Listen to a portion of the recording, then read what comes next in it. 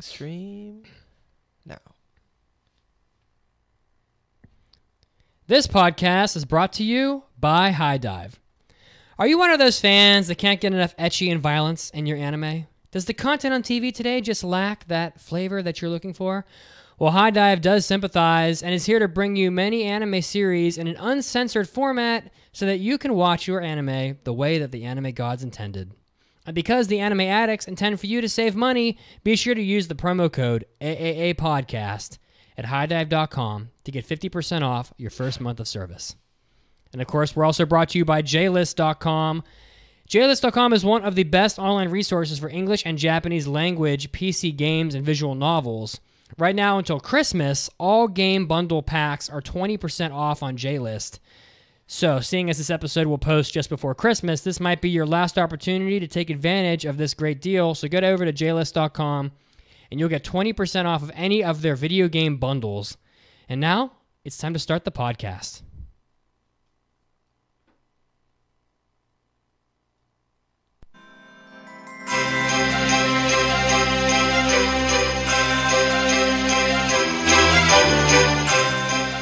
Merry Christmas to all of my lovely anime addicts. If you have been naughty, no problem. Naughty is a new nice. Wishing you a wonderful holiday.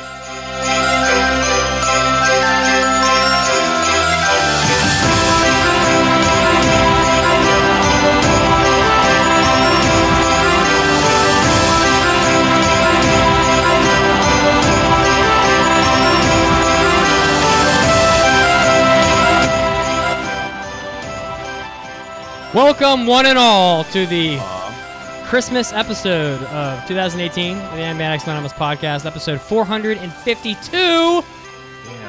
I am your host, Mitsugi, and I am pumped up and ready to go. I am full to the brim with Christmas spirit, and in this day, my heart will grow three sizes with my friend Kazuo here. Ho, ho, how's it going, everybody? Ho, ho, ho! Nicole Richie standing next to the Hilton sisters. Mitsuki's heart grows three sizes, and then he dies, because that is not just healthy. today. Yeah, just today. We also have my heart grew one more size with the lovely Enzo. How are you, my friend? Hey, I'm doing so great. I feel so cozy today. I'm ready to talk Christmas and stuff. I'm happy to be here, y'all. And my final heart size grew with the wonderful Mandy from Cincinnati. And how are you today, my friend? Hello, I'm doing good. How is everybody else on this Christmas? Well, it's not Christmas Day, but close enough. I am doing wonderful. I could arrange it so that this episode does come out on Christmas. Sure. That's true. That's a good idea, In actually. fact, I probably will. So, and of course, welcome to all of you, and Merry Christmas and Happy Holidays to each and every one of the Anime Addicts across the world, wherever you are from. I hope you're having a wonderful holiday with your family and your friends, and that it is a good one for you. If you want to... Or away from your family and friends, if you Well, want to be. I mean, that's Yeah, just... maybe. Yeah, happy holidays to the people spending with their pets, because I know y'all exist. Yep. Yeah, I me. got presents for my pets. Me as well. My Christmas present to myself this year is 2 straight days of Divinity Original Sin. Dude, I hope Yeah. you do nothing. It's just That's the best. 2 straight days of me doing nothing, which I haven't done in so long. If you want to visit our website, you can do it at AAAPodcast.com. The website's pretty fast. We just upgraded our PHP to PHP 7, and it is blistering. Like, the pages load in 2 seconds flat. It's pretty nice. If you want to head over to AAAPodcast.com/join, you can shed some of the Christmas spirit upon your brothers and sisters here at the podcast. Let us feel the love, and we will help hook you up with extra anime content. We just did a Hobby Addicts episode talking about the PlayStation Classic, which Mandy and her mother purchased, and they spent the entire night playing it, and it was very cute. Yeah, my mom bought it for herself, and I just played it. Well, then you reap the benefits of her purchase. I did.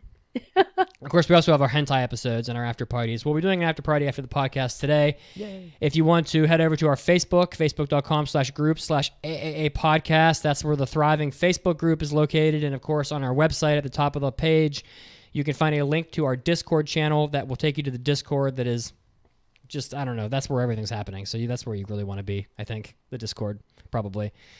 And we had a meeting last week, and we discussed some changes that are going to be made to the podcast. We are terminating. Shutting it down. We are shutting down effective immediately. We're just gonna Yeah, talk about boys. porncast. Porn only from now on, baby. I'm gonna run. I'll just run through it real quick. We talked about the, how do I say, level of effort that was being put forth on the podcast, and I think we all agreed to sort of step it up a little bit. So in the event that, and if any of you were like, "Wow, these guys are slacking," we are going to be putting forth even more effort, and I think most of that is on the review side of things. So we're definitely going to be put more effort all around, but on the reviews included. Speaking of reviews, we have done a revision to our reviews section. We are going to be following a more robust format for our reviews that were inspired by the Manga Club from the Discord. As opposed to no format, which is what we've been doing. Yeah. Right, exactly. As opposed to the free-for-all that we just do. Yeah. Which is going to include a big spoiler-free section, and then about halfway through the review, we're going to switch to spoilers. And so for those of you that want to hear a review of the anime we talk about but don't want to be spoiled, you can listen without having any fear, and then when we get to the spoiler part, you can kind of tune out.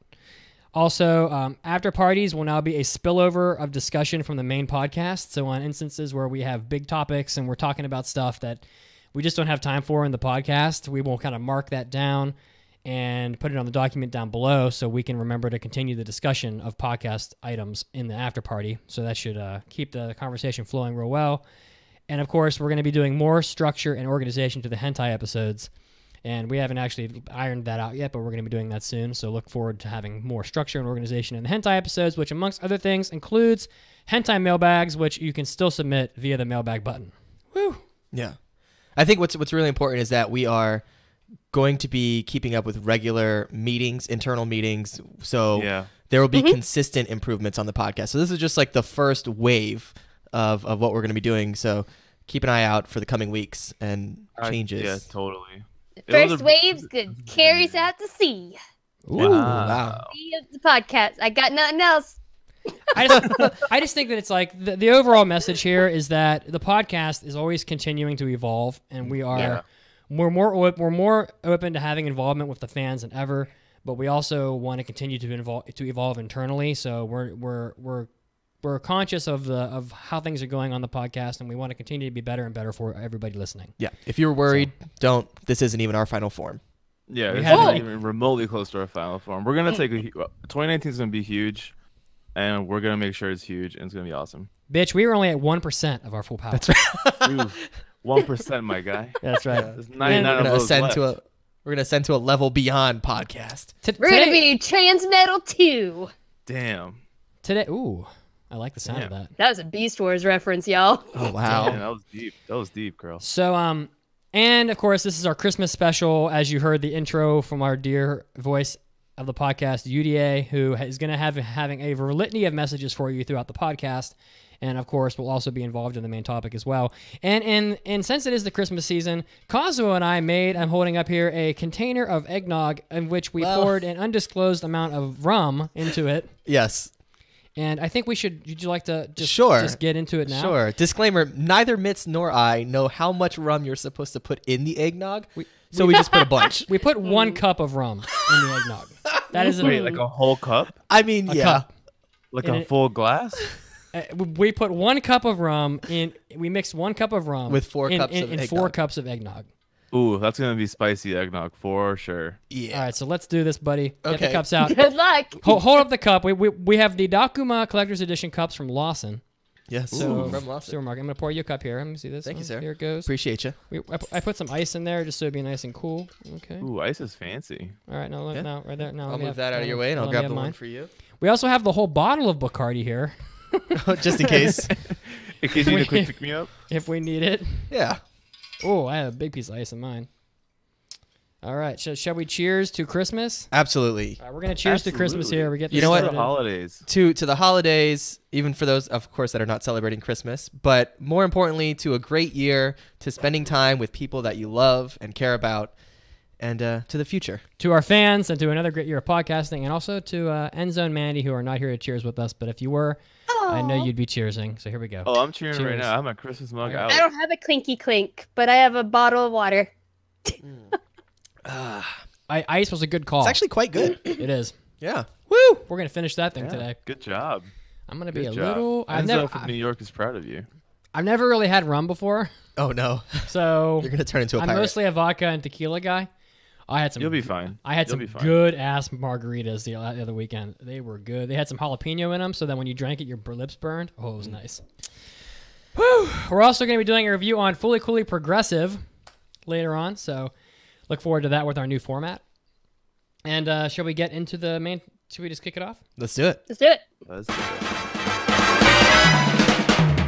Oh, 大ニュースです。It's time for big news of the week. The first story today is not super happy. Oh no. But, you know, there really aren't that many Christmas topics from Japan or, you know, whatever, because Christmas isn't really much of a thing in Japan. Right.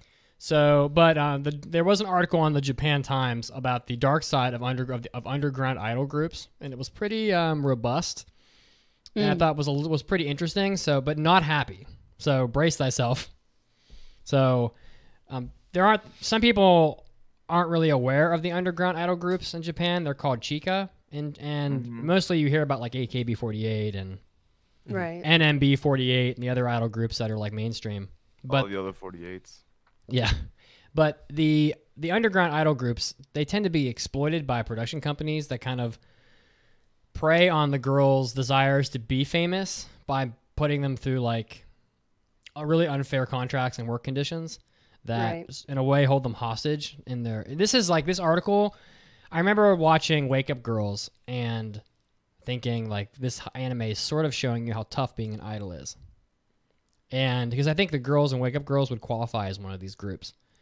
And this article, I think, is kind of trying to tell you what Wake Up Girls was trying to do, but in like Wake Up Girls did it in like a soft way, and this is doing it in like, boom, here are the facts right in your face, right? And so some of this stuff's pretty shocking, including signing these girls to exclusive long-term contracts. That, as the article puts it, make them all but slaves. Terrible pay, no time off, et cetera, et cetera. There's a group called Nijiro Fanfare, which means Rainbow Fanfare. It's an idol group that became famous through social media. And 4 members of the group are actually filed a class action lawsuit against their production company in order to get themselves like out of their contracts, and they left due to bad working conditions. So, by the way, jump in if you have things to say, because I have a lot of notes. Okay.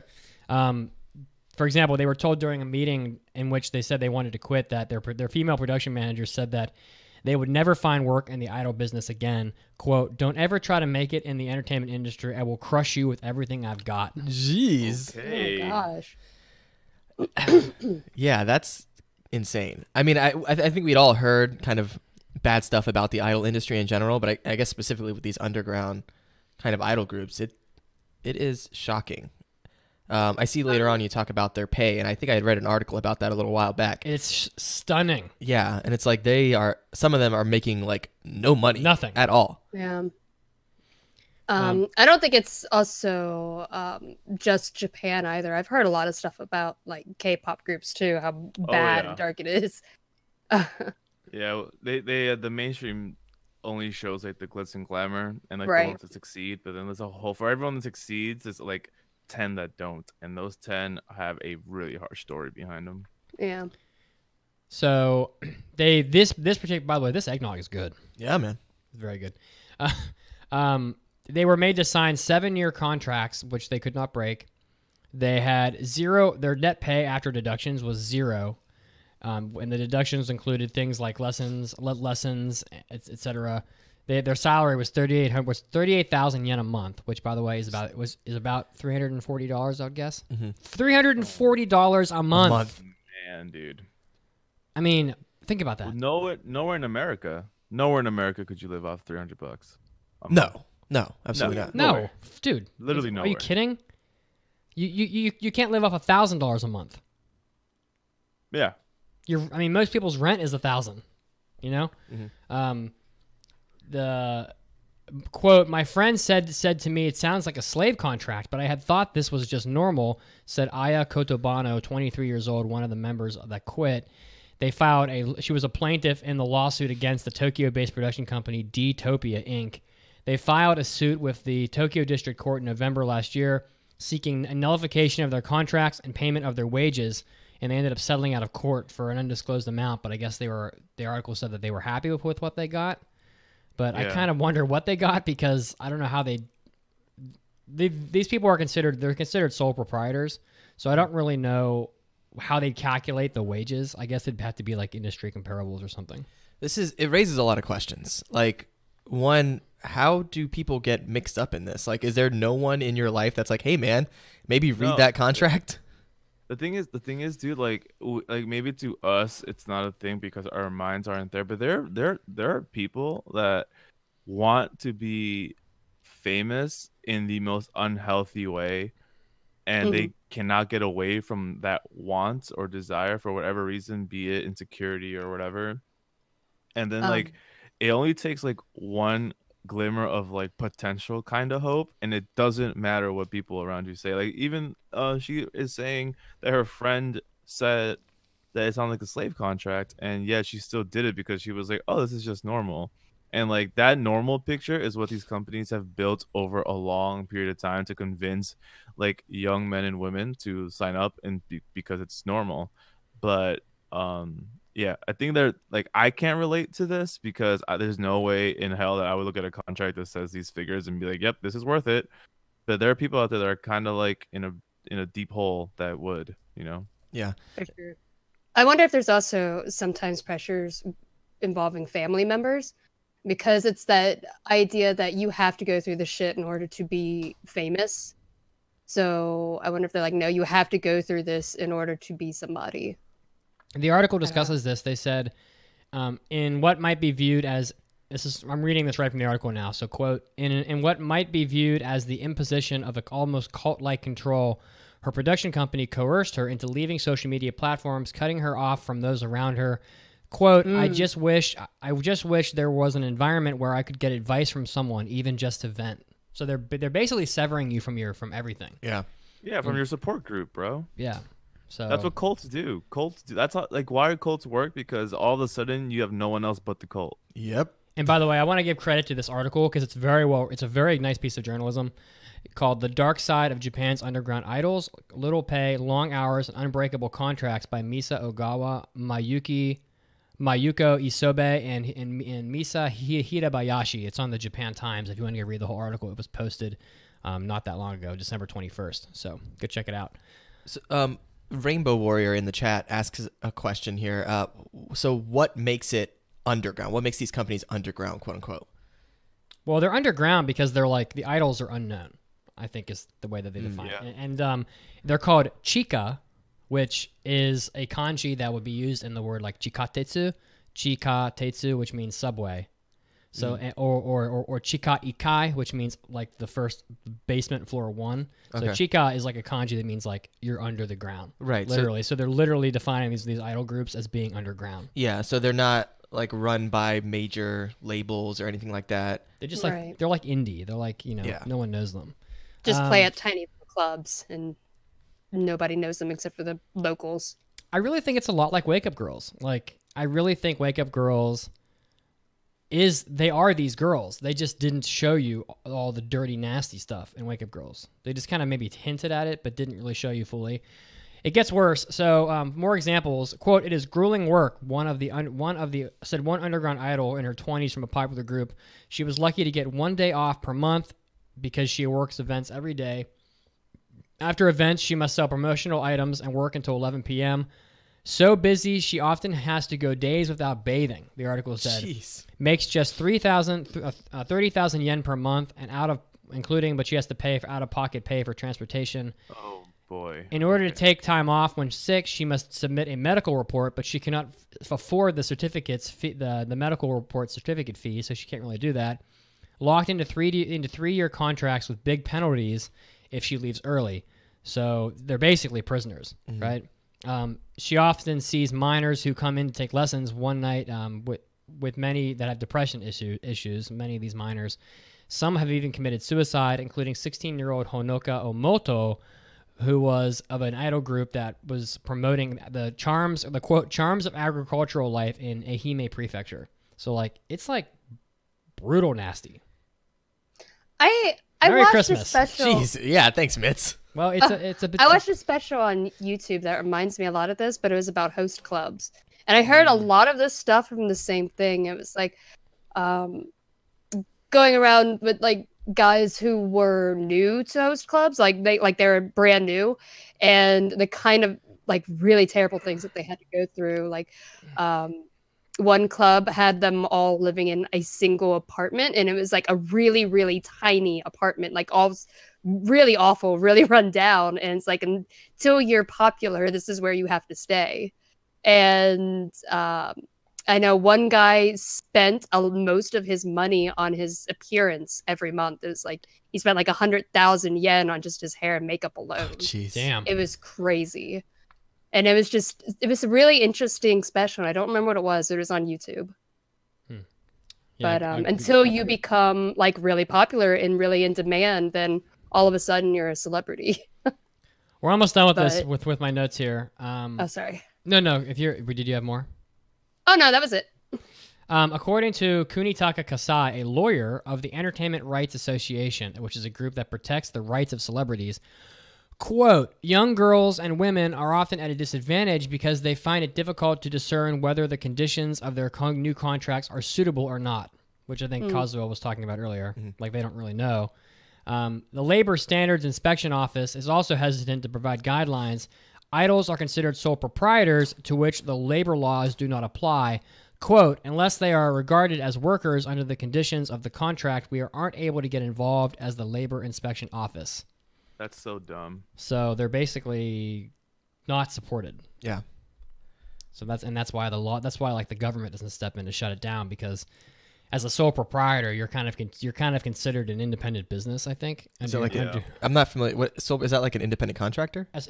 So sole proprietorship would be like a business that is run under your name, I think. Yeah. Okay.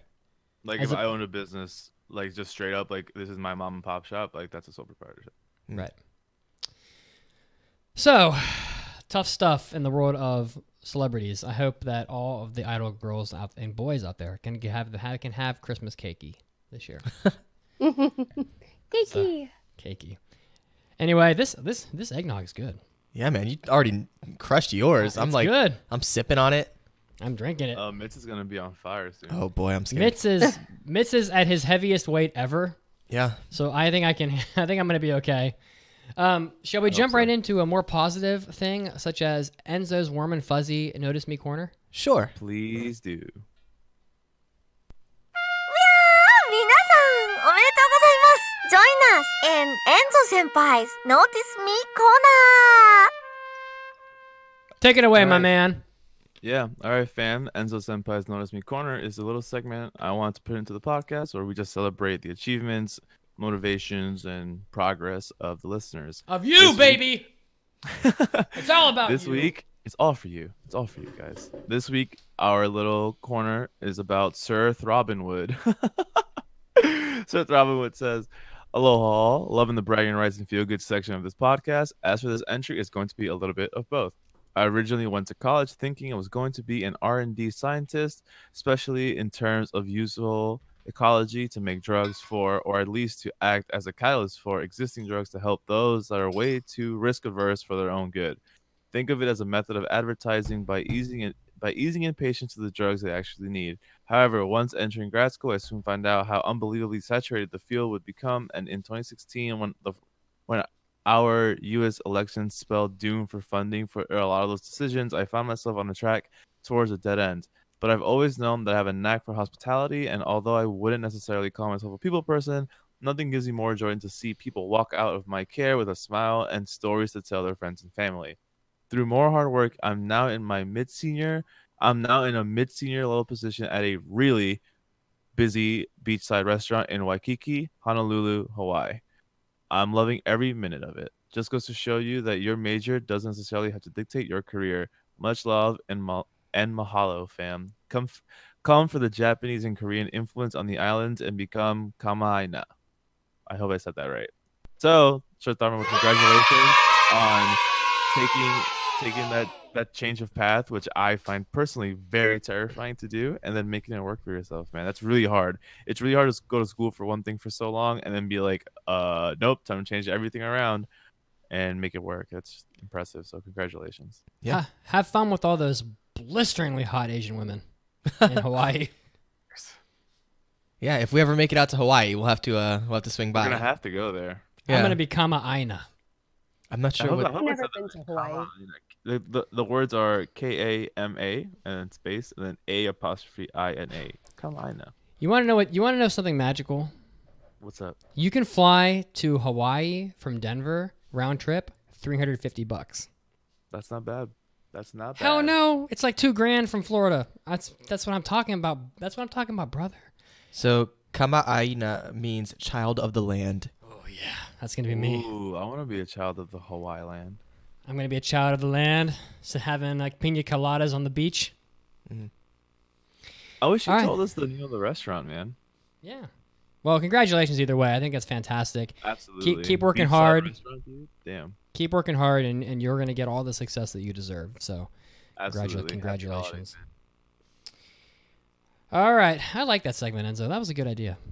Yeah, I'm really happy that people have been writing in. I think it's important, to just do this. And there's plenty more in the queue right now. So keep them coming, guys. Excellent.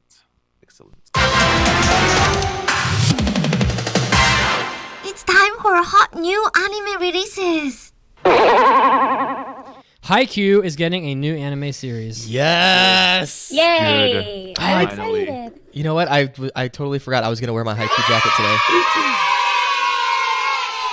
I should have brought it. You should have. Yeah. How dare you? But it's not coming out for a while. So the Haikyuu stage at the Jump Festa 2019 event announced a new series for Haruichi Furudate's volleyball manga. And a kickoff event, this is why I think it's not going to be for a while, a quote, kickoff event for the new series will be held September 22nd, 2019. Oh, shit. That's a long way out. Ugh. So if I had to guess on the new season of Haikyuu, my guess would be spring 2020. Yeah. But I can't say, I have no idea. So No, I would say winter 2020. At the kickoff event, It might be just in time for could be our winter 2020 Japan trip. yeah, Oh. it could be. Man, during Haikyuu time? Damn. Which is still a thing, by the way. However, they still don't have tickets on sale yet for the Olympics. So I'm like, well, why? Like, I don't know. We should probably get on that pretty soon. We also need to get on the voting for our anime Oscars. True. Which is going to be pretty soon. So at that kickoff event, they're going to have some of the cast from the show, including Yuki Kaji and some others. Yeah. So if I'm sure that we'll be talking about this a little more as we get a little closer. But how excited are you guys on a scale from 1 to 10? I'm excited. Dude, I'm so stoked. I miss those boys. I miss absolutely all the love. boys. Yeah, I love Haikyuu. It's clearly one of my favorite sports anime of all time. Like Gonna see more Tanaka intimidations. I just want to see them play volleyball, bro. You know what I mean? Like, Yeah. I genuinely just want to see them play volleyball so bad. So I'm very excited. Just sure. knowing that it's actually coming at some point in 2019 or early 2020, then I'm down. Do we know what the arc is going to be? Like, is this going to be the because for those that watched season 3, like we know where that ended up. Is it going to be part of that, like the training for the whatever it was called that Homeboy was going to? Not sure, but the national team, Yeah. the youth league, yeah, that sounds sick. I hope we do touch that. That would be cool. Yeah. Also, I said winter it's probably 2020. manga readers to be able to tell you. Winter 2019. Sorry. No, it would be winter 2020 because winter 2019 is going to start in 2 weeks. Is it? Yeah. Dude, it's such a trip to say 2019. Like I Yeah, said it the other day, and I was like, messed up. what? Are we in the future? You're almost there. You Yeah. got like a week. Okay. Also, a very highly trafficked article on my anime list was for this manga called X Arm. Mangaka Shinya Komi has announced that the manga by both him and He-Rock titled X Arm is getting a TV anime adaptation. And I marked this one down because I feel like the popularity of the title is, I judge it in part by how many posts it had. Like the Haikyuu one had like 100 people had made comments. Mm-hmm. This one had like 28 people, which was a lot more compared to some of the others. The synopsis: Akira Natsume is a high school student who became a paranormal weapon after getting his brain taken off because of the car accident. In order to get his missing memory and body back, he has to cooperate with X-Arm Policy Division of the police internal organization. So it looks like some pretty hardcore action. Like it has a dude holding like a machine gun on the front of the cover, and it looks pretty badass. I don't know. It seemed like there was some interest for it online, and it doesn't seem like the normal run of the mill type of anime. We'll have to see. Lots of ecchi. It looks like. Yeah. Yeah. There's a manga out for it. I don't see ecchi in the genres though. I see action, well, I'm just sci-fi, seinen. Looking at the pictures. But yeah, like all of the pictures are of naked women, girls. though. Yeah. Well then, I'm not surprised. But that's coming out as well. All right, so trivia. The trivia answer for this week was Canon, which is a Studio Key visual arts anime. Canon. Are you looking for a drop, Mitz? I can never find the drops. Oh, you can't find the drops. But when I say... Okay, look, let me just tell you something. Uh-huh. So you were like, I can't find... I tell you what, this iTunes drop is not on here. It wasn't on there. Dude, they are listed in sequential order. Are they? Yes, they're literally in the order in which you would use them. Where's the one you're looking for? Mixed in with the 400 ones on the bottom. Uh-huh. You were looking for the one of the... It's like on row 2. You know what? Why don't you drink your eggnog? All right. You don't have to tell me twice. Okay, fine. He'll find it eventually, guys. Yeah, one day. This is Mitt's never-ending struggle with technology. It might be Christmas by then, but you know. Yeah. Christmas 2019. Yeah. Son of a bitch, I can't find it. So the winner for the week is Nisekoi Maiko. So congratulations. That was the second win of the month for Nisekoi Maiko. But the winner for the overall month is Link 182. So congratulations to you. Yay. Link 182. I've already emailed you to ask you what you wish to have your prize be. I hope you pick something good. And of course, now the new theme is anime pompadours. Excellent. Oh, that's awesome. Fantastic. Excellent theme. I hope a certain JoJo character makes an appearance. Oh, that's sure. right. Yeah. Who would like to read the intro trivia while I play us out? I shall, as you find the drop.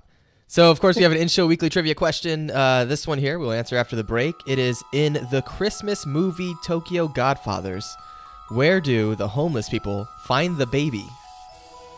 Oh, I know this one. Let us know in the chat, and we will tell you the answer right after the break.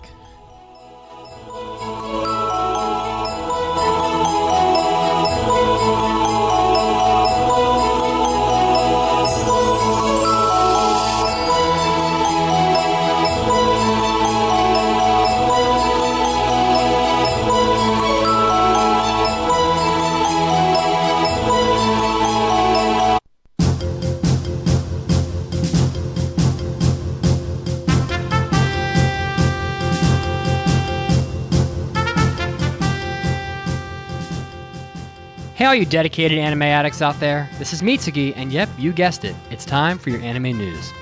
Leading us off, it looks like Seiji Hayashi's Imoto ga Japan manga, otherwise called I'm From Japan, is getting an anime adaptation that is scheduled for the spring of 2019 season. The story, there's a new tough guy transfer student in Tokyo. His name is Tokyo, and he's raring to see how scrappy the locals are.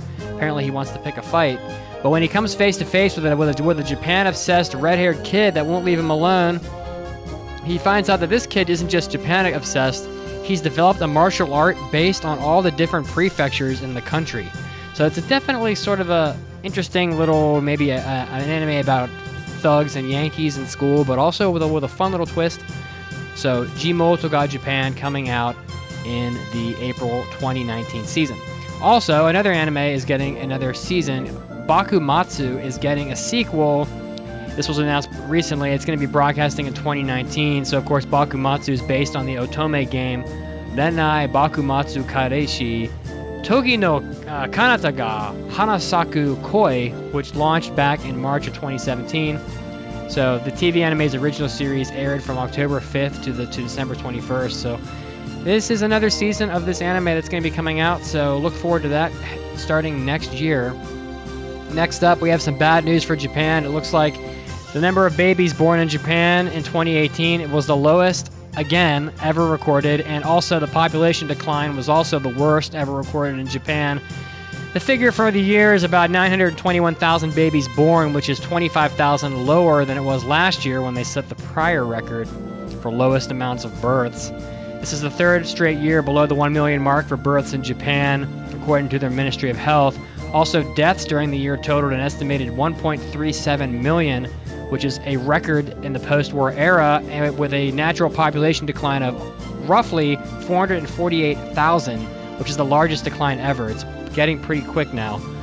So it looks like that data is showing that the population decline is picking up amidst the falling birth rate. So it's pretty natural when the birth rate's falling and the death rate goes up, the population decline picks up. So Japan needs to get its shit together. Otherwise, we really will be having a whole lot less anime, whether or not we want there to be less or not. Finally, for this news break, it looks like Paramount is having to defend some PR that they did for the Sonic the Hedgehog upcoming movie. They put out a poster, and it highlights the title character Sonic in his blue fur with his shoes and everything, you know, pretty much what you'd expect. And of course, they're pushing back because they are unhappy with the way that Sonic looks. And I guess they're unhappy because he looks like he's wearing pants, I think, and because he's a little more muscular than people expect. He definitely looks pretty weird to me on the cover, but of course, what do you expect when a video game character like Sonic the Hedgehog is brought to what is almost a real-life movie? So definitely a little strange. People are going ape shit on Twitter about it, so if you're a fan of Sonic and you want to see these movie posters and judge for yourself, head over to Twitter, I guess, to the Sonic the Hedgehog Twitter, and you can look at the posters for yourself. This is Mitsuki, and this was your anime news break. Now, once again, time to get back to the podcast.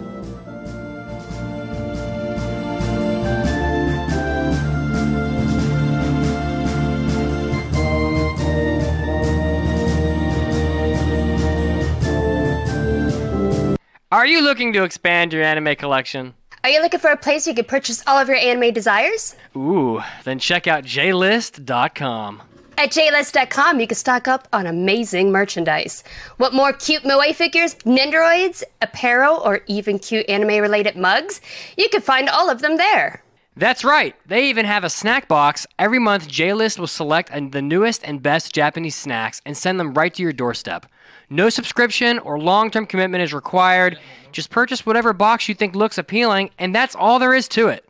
JList.com even has items for those naughty anime addicts. Hentai, doujins, erotic visual novels, and even anime-related toys are available for you to use on your very own, or with a very special anime-addicted loved one. JList.com has everything an anime fan could possibly want. Just head over to their website and check it out. JList.com, your friend in Japan since 1996.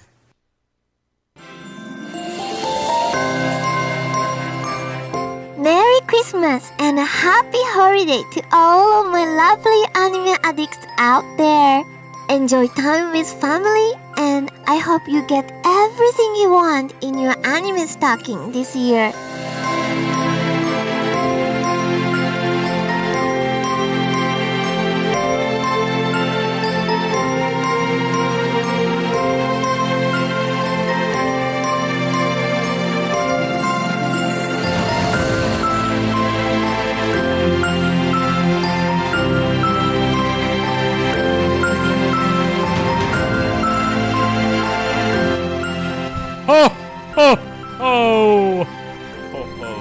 So jolly. I know. Welcome back, Shrinbigger, to the 452nd episode of the Anime Addicts podcast. What accent was that? Yeah, what is that what you think the North Pole sounds like? Merry Christmas to all of you! I have no clue what accent that is. Is Santa actually Irish? What? Is that what this is? Santa is very well traveled. I think Santa is drunk. Yeah, I think Santa's tipsy on some eggnog right now. Not tipsy. He's got the Christmas spirits running through his veins right now. Anyway, before the break, we had an intro weekly trivia question where we asked you, in the Christmas movie Tokyo Godfathers, where do the homeless people find the bebe? The bebe. You guys know? Baby, it's in my belly. In the The bebe trash. was not in the belly. Oh. The bebe was in the heckin' dumpster, boys. It was a dumpster baby? It was a dumpster baby, dude. Prom Merry night Christmas. dumpster baby. Oh, God. Prom Merry night Christmas, you found a baby in a dumpster dumpster. baby. Yeah, enjoy. Enjoy. Tokyo Godfathers. A gift of life. Tokyo Godfathers is the shit. We should do a Tokyo Godfathers watch party in the Discord on Christmas. Wow, that would Christmas be Eve. really cozy and nice. For those of us that have nowhere to be on Christmas, just all get together and watch Tokyo Godfather. You know what? Why don't you spearhead that? Sure. Would you like to? Yeah, why not? Okay. Why don't you use your omnipotent Discord powers to make that happen? I shall. Okay. Well, before we do that, anything like some such madness as that, we have everyone's favorite segment. It's time for the Manga Minute with Mandy. And are you ready to deliver unto us a magnificent feast of knowledge of manga? I am already. And now, let's take a minute for the Manga Minute with Mandy. Alrighty, this is Mandy's Manga Minute, where I take a minute to tell you about a manga and help you find something new to read. And this week I am doing I Hear the Sunspot. Because of a hearing disability, Kohei is often misunderstood and has trouble integrating into life on campus. So he learns to keep his distance. That is until he meets the outspoken and cheerful Taichi. He tells Kohei that his hearing loss is not his fault. Taichi's words cut through Kohei's usual defense mechanisms and open his heart. More than friends, less than lovers, their relationship changes Kohei forever. I Hear the Sunspot is a shonen ai slice of life written and illustrated by Yuki Fumino. The volumes can be a little confusing because it was originally intended just to be a one-shot, but then it was expanded upon, so there are 3 volumes currently available in English, with their titles being I Hear the Sunspot, I Hear the Sunspot Theory of Happiness, and then I Hear the Sunspot Limit Volume 1. And it's unclear when we will receive Volume 2 of Limits so far, but there's also a live action available that released in Japan in 2017. And as for me, I love this series. I'm really enjoying it a lot. Even if you're not specifically looking for a shonen ai series, I still feel like there's a lot you can get out of it. It shows you a lot of different aspects and views from the deaf and hard of hearing communities, and doesn't really fall into a lot of the misconceptions that people often have. The 2 main characters are very likable, and there hasn't been any scenes that, at least for me, feel like they're catering to fetishes, which I can greatly appreciate. 10 count. But it's just a very sweet story about 2 friends gradually becoming more than just that. It's a very cute love story, and the author does hit a few bumps in Theory of Happiness, incorporating like common shoujo tropes, and the reason for that is because she actually had a note in the back of volume 2. It's like, I only meant for it to be a one-shot, but my editor said I had to make more because it was so popular and in demand. So she was like, okay. But I have been really enjoying Limit so far. It's really progressing, and I'm really enjoying it a lot. And I hope that we receive the rest overseas. So you kind of briefly mentioned it, but this is a manga about deaf people. Is that right? Is that what you said? One of the guys is not fully deaf. Like, he can still hear, but he's very hard of hearing. Okay. And the Taichi, the other character, wants to help him with schoolwork by taking notes for him because Kohei has issues hearing the teacher the entire time. Okay. So it turns into like a relationship where Taichi writes notes for him, and it progresses from there. Taichi really attaches himself to Kohei and wants to like learn more about him, and he wants to start learning sign language and wants to be able to communicate with him and other people like him more. And then Kohei is just like really appreciates it, and so yeah, it develops from a friendship into a friendship. Cool. Sounds cool. Sounds really beautiful. Yeah. It's really cute. I love it a lot. I saw the manga in Kinokuniya when you guys were all here, and I almost bought it because it just looked interesting, but maybe I will now. All of the cover arts are really nice too. Yeah. All right. Well, on that note, thank you very much for that. I think you have gradually disseminated to the world the magic of manga. She is truly the manga monarch. The mother of manga. The manga maiden. Ooh, okay. Manga mama. Manga mama. Manga mama. Manga mama. Manga mama mia. I like Eminem, it. baby. That's a good one. Mama. So, a holiday interview roundtable with friends and eggnog. Oh, yes. That's what we're going to do. But of course. Sure. But of course. Mon chéri. Oh. One more cheers. You have One to more. Pick an accent, man. Pick one. I'm going to do whatever I want. Because pick- Santa knows no borders. That's right. Mitsuki is a man of the people. He is capable of speaking in every accent in the world. And tonight, and on this very day, I indeed will assimilate the persona of Santa. Are you becoming Santa? Call me Kris Kringle. Oh, wow. Yo, is there a beard coming out of his little chin right now? Mitsu Claus? Mitsu Well, Claus? it's growing. Mitsu Claus. My beard's approximately 3 millimeters. Yeah. That's more than 0 millimeters. Let me That's tell true. You. I tell you what. Chibi Rub said, "Manga Mama now on 3DS." Yes, I want that game. So, I made a survey and put it out on social media and on the Discord, asking people various questions that we will be talking about on the podcast here. Okay. And so we have feedback from our listeners, which we'll be going through some of the community responses. We're obviously going to share our individual responses to the questions. And I also asked most of these questions to our voice of the podcast, UDA, and got her to record her responses to them, which are definitely unpredictable and not what you would expect. She replied with, "That's none of your business." Of a Japanese woman talking about Christmas stuff.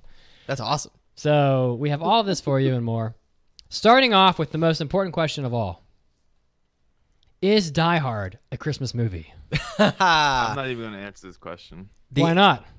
You too Because good for the it? answer is purely obvious. Yes, it is unequivocally, yes, it is a You Christmas could movie. argue it might be the best Christmas movie ever. Yeah, it's right up there with Home Alone. Wow.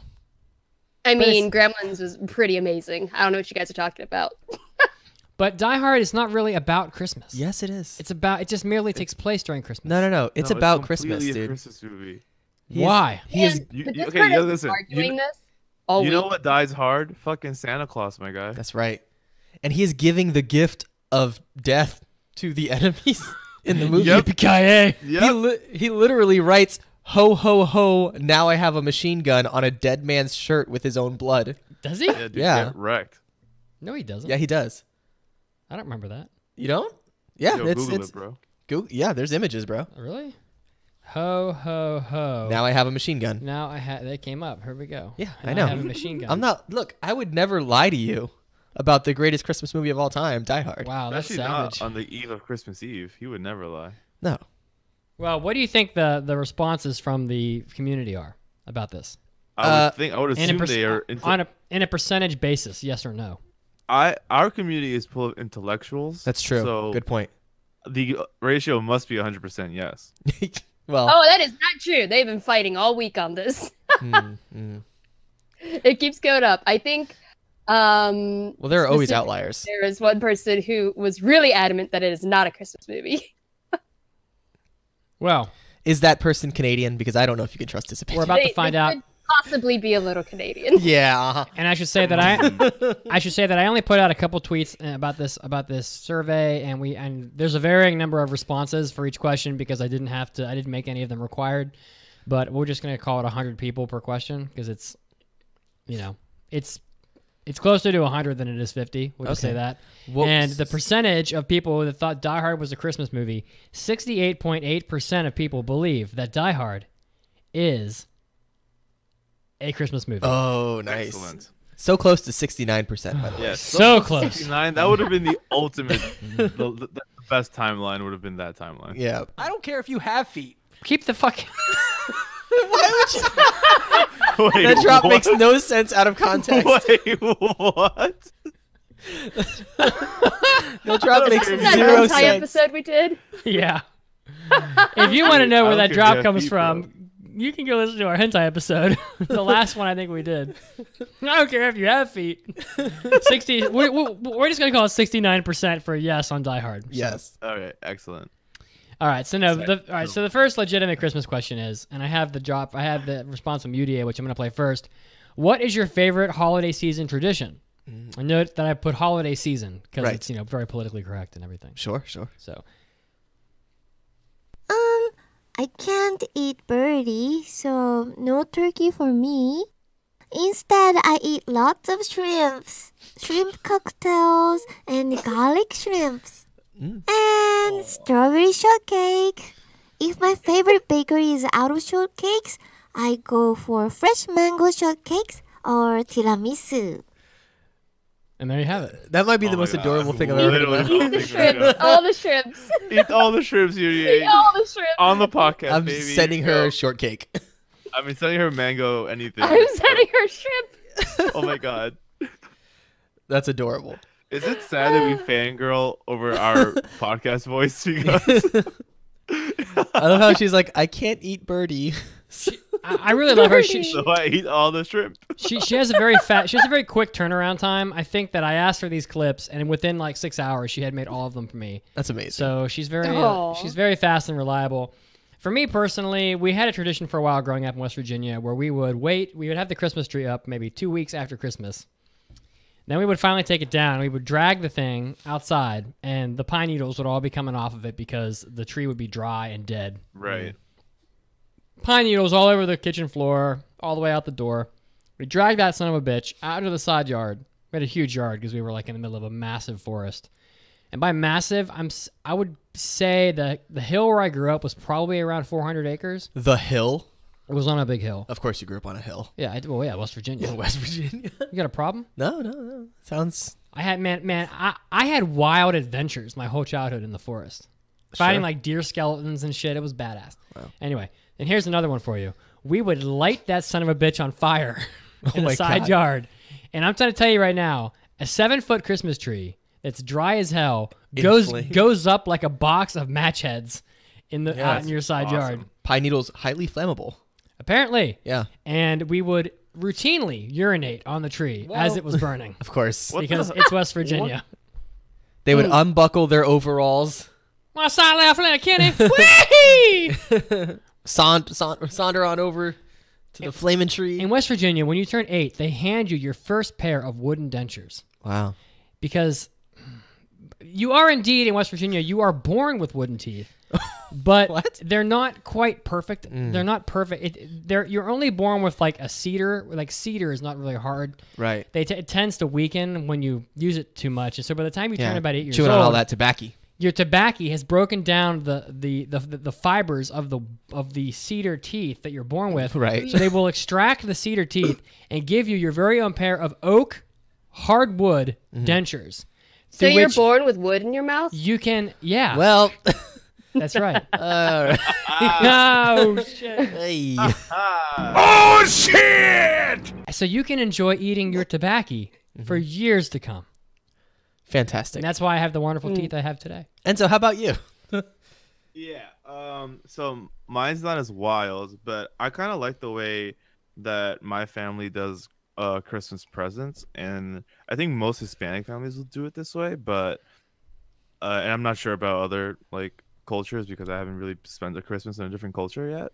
But we tend to party all of Christmas Eve, like all of it, like from like 1 p.m. all the way to midnight, and then at midnight is when we all open the presents. So at the first minute of Christmas, the 25th, we open presents, and it's like, for example, like my family would take what you would call like the center stage. So it's like we usually party in like whoever has like the biggest available home.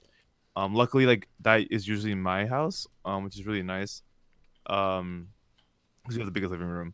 So we, the family is sitting around the living room, like my family from like both my mom and my father's side. So it's like a huge amount of family, and one family would take the center. So say my family went, and then like we would one by one give our gifts to all the other cousins and kids from the other like aunts and uncles families, all from us, and then we'd be done.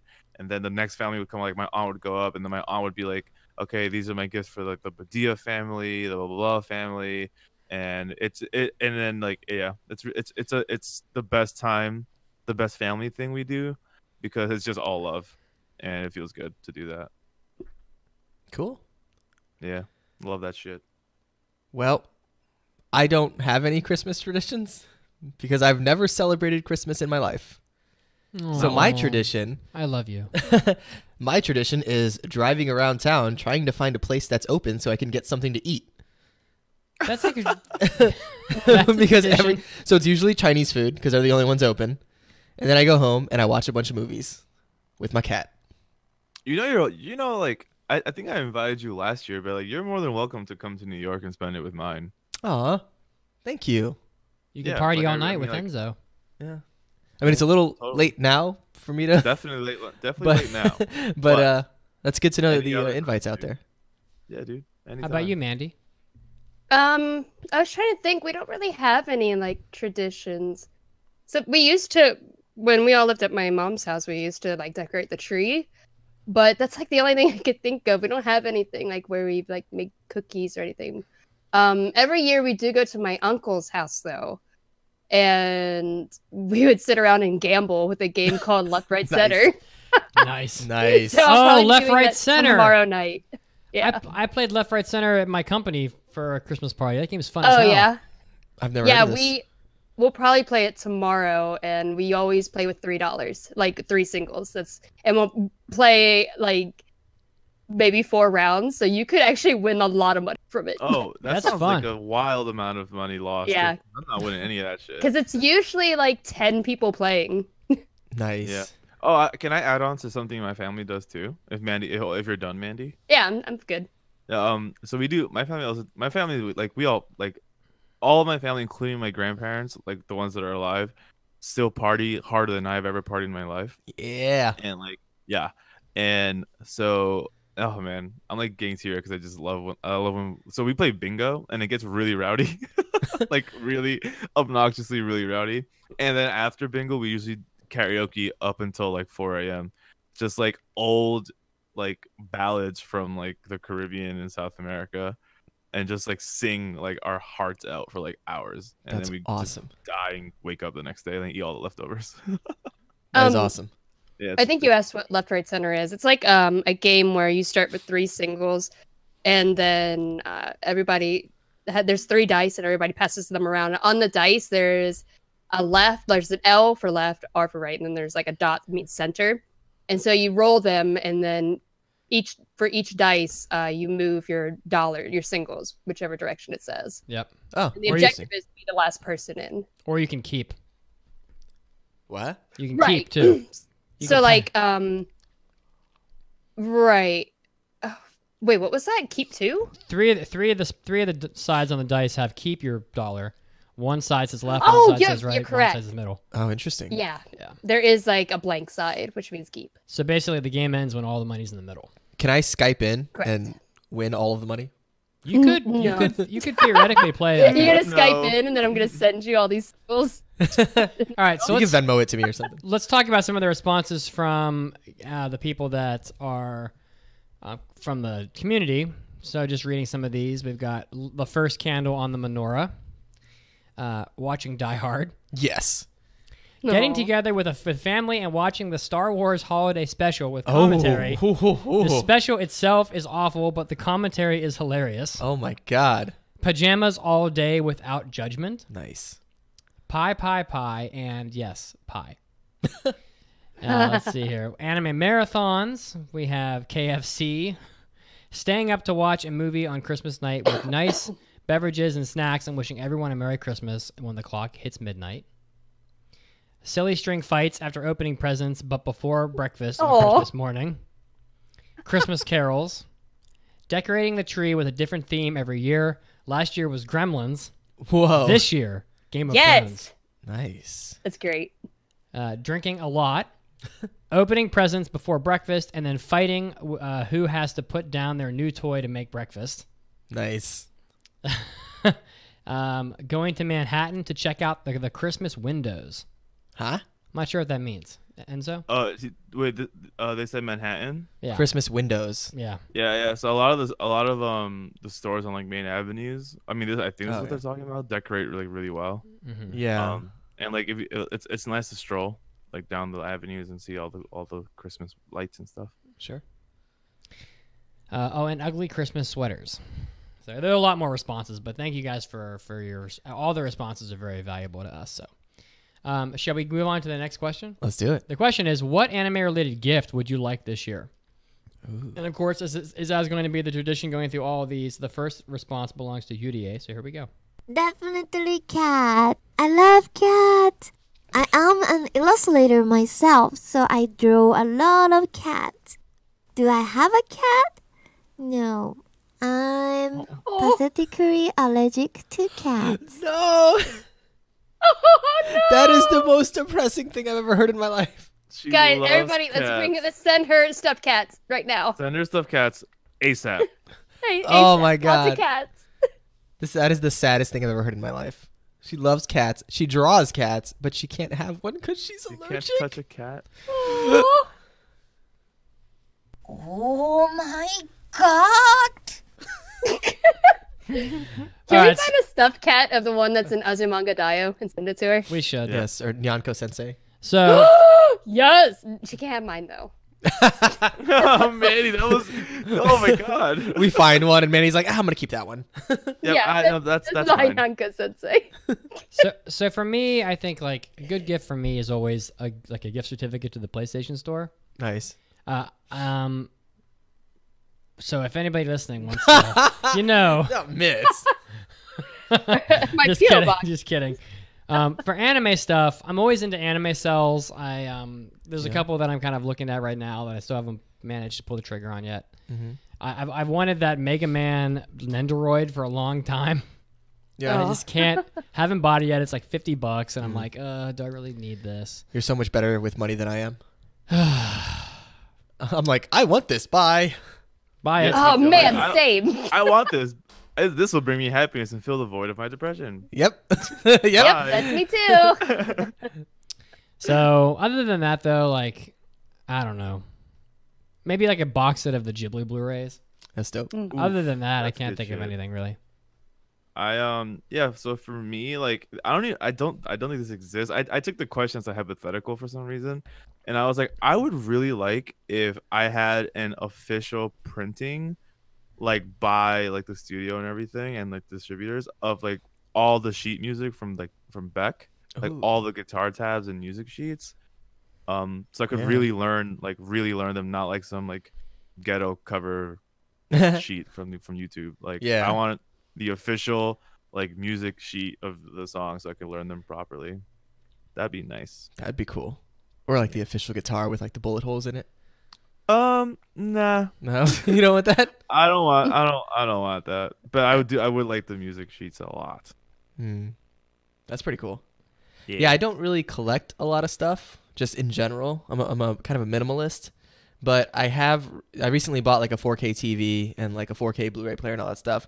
So I've been like collecting movies, and so I've been looking at some, like there aren't really any 4K anime like Blu-rays out there, but there's regular ones. So I've been looking at like collections and stuff of anime on Blu-ray to pick up some of my faves.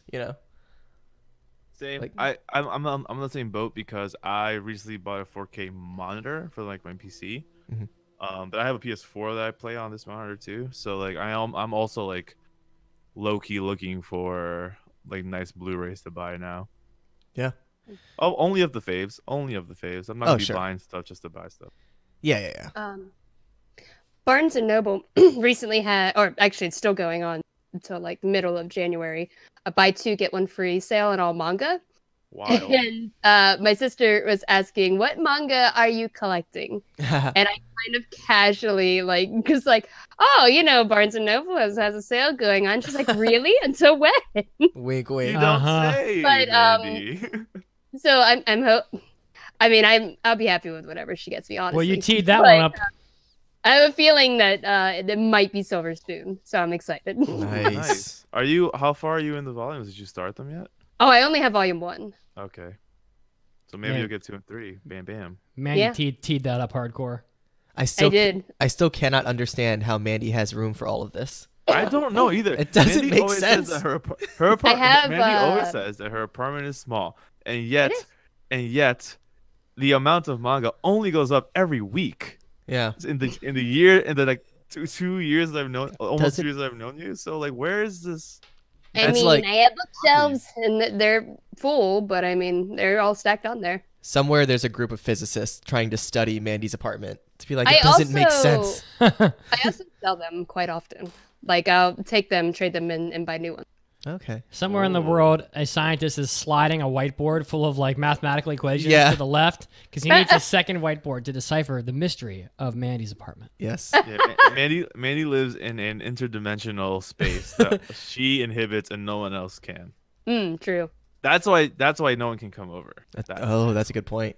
No, it's because I have ferrets that'll bite your feet. It's because there's no room for them. When are we? That's not true. You like step in the door and you just like all like squeezed together like, this is nice. That's not true at all. All of my manga are tucked away on the bookshelves. When But, will I scientists? do have a really tiny place. When will scientists unravel the mystery? I don't know. What is needed for this? Well, that's why they built the Large Hadron Collider. Yeah, of course. Specifically for Mandy. What? For my apartment? To figure it out. They're like, I don't understand. They're gonna shoot an H particle into your room and see where the boundaries are. You know. Yes. Well, that's You're about gonna see when we get cameras on this show that my place is tiny, is not packed. Cameras coming soon. TM. You know what? A Large Hadron Collider to decipher the mystery of Mandy's apartment is about as useful to mankind as spending billions of dollars to have a guy step on Mars and then fly back. So, Damn. hot take. Yeah. Wow. Yeah. Next. Oh, listeners. Okay. So, number one response from the listeners was anime figures. Nice. So Right. I allowed them to put it in as many responses as they wanted for this. So 53% wanted anime figures, 44% wanted anime DVDs or Blu-rays. Nice. 30% wanted a cat girl in a box. Well. Oh, interesting. That would be all I want for Christmas. You want a succubus to fuck you up. That's what you want. Nah, that's true. Mm. That'd be Merry Christmas. Merry 21% Christmas. want Mitsugi under the tree. Whoa. Ooh, baby. 18% want plushies. 18% want anime cells. Some of the one-off responses that people wrote in: a spot on the show, Nice. manga volumes, framed photo of Kazuo hugging Shinkai. Oh, wow. News keep dreaming. News of an established Japanese. What? The answer got cut off. That's too large. Wearables, graphic T-shirts, anything Sailor Moon. Mitsugi in a box dressed as a cat girl.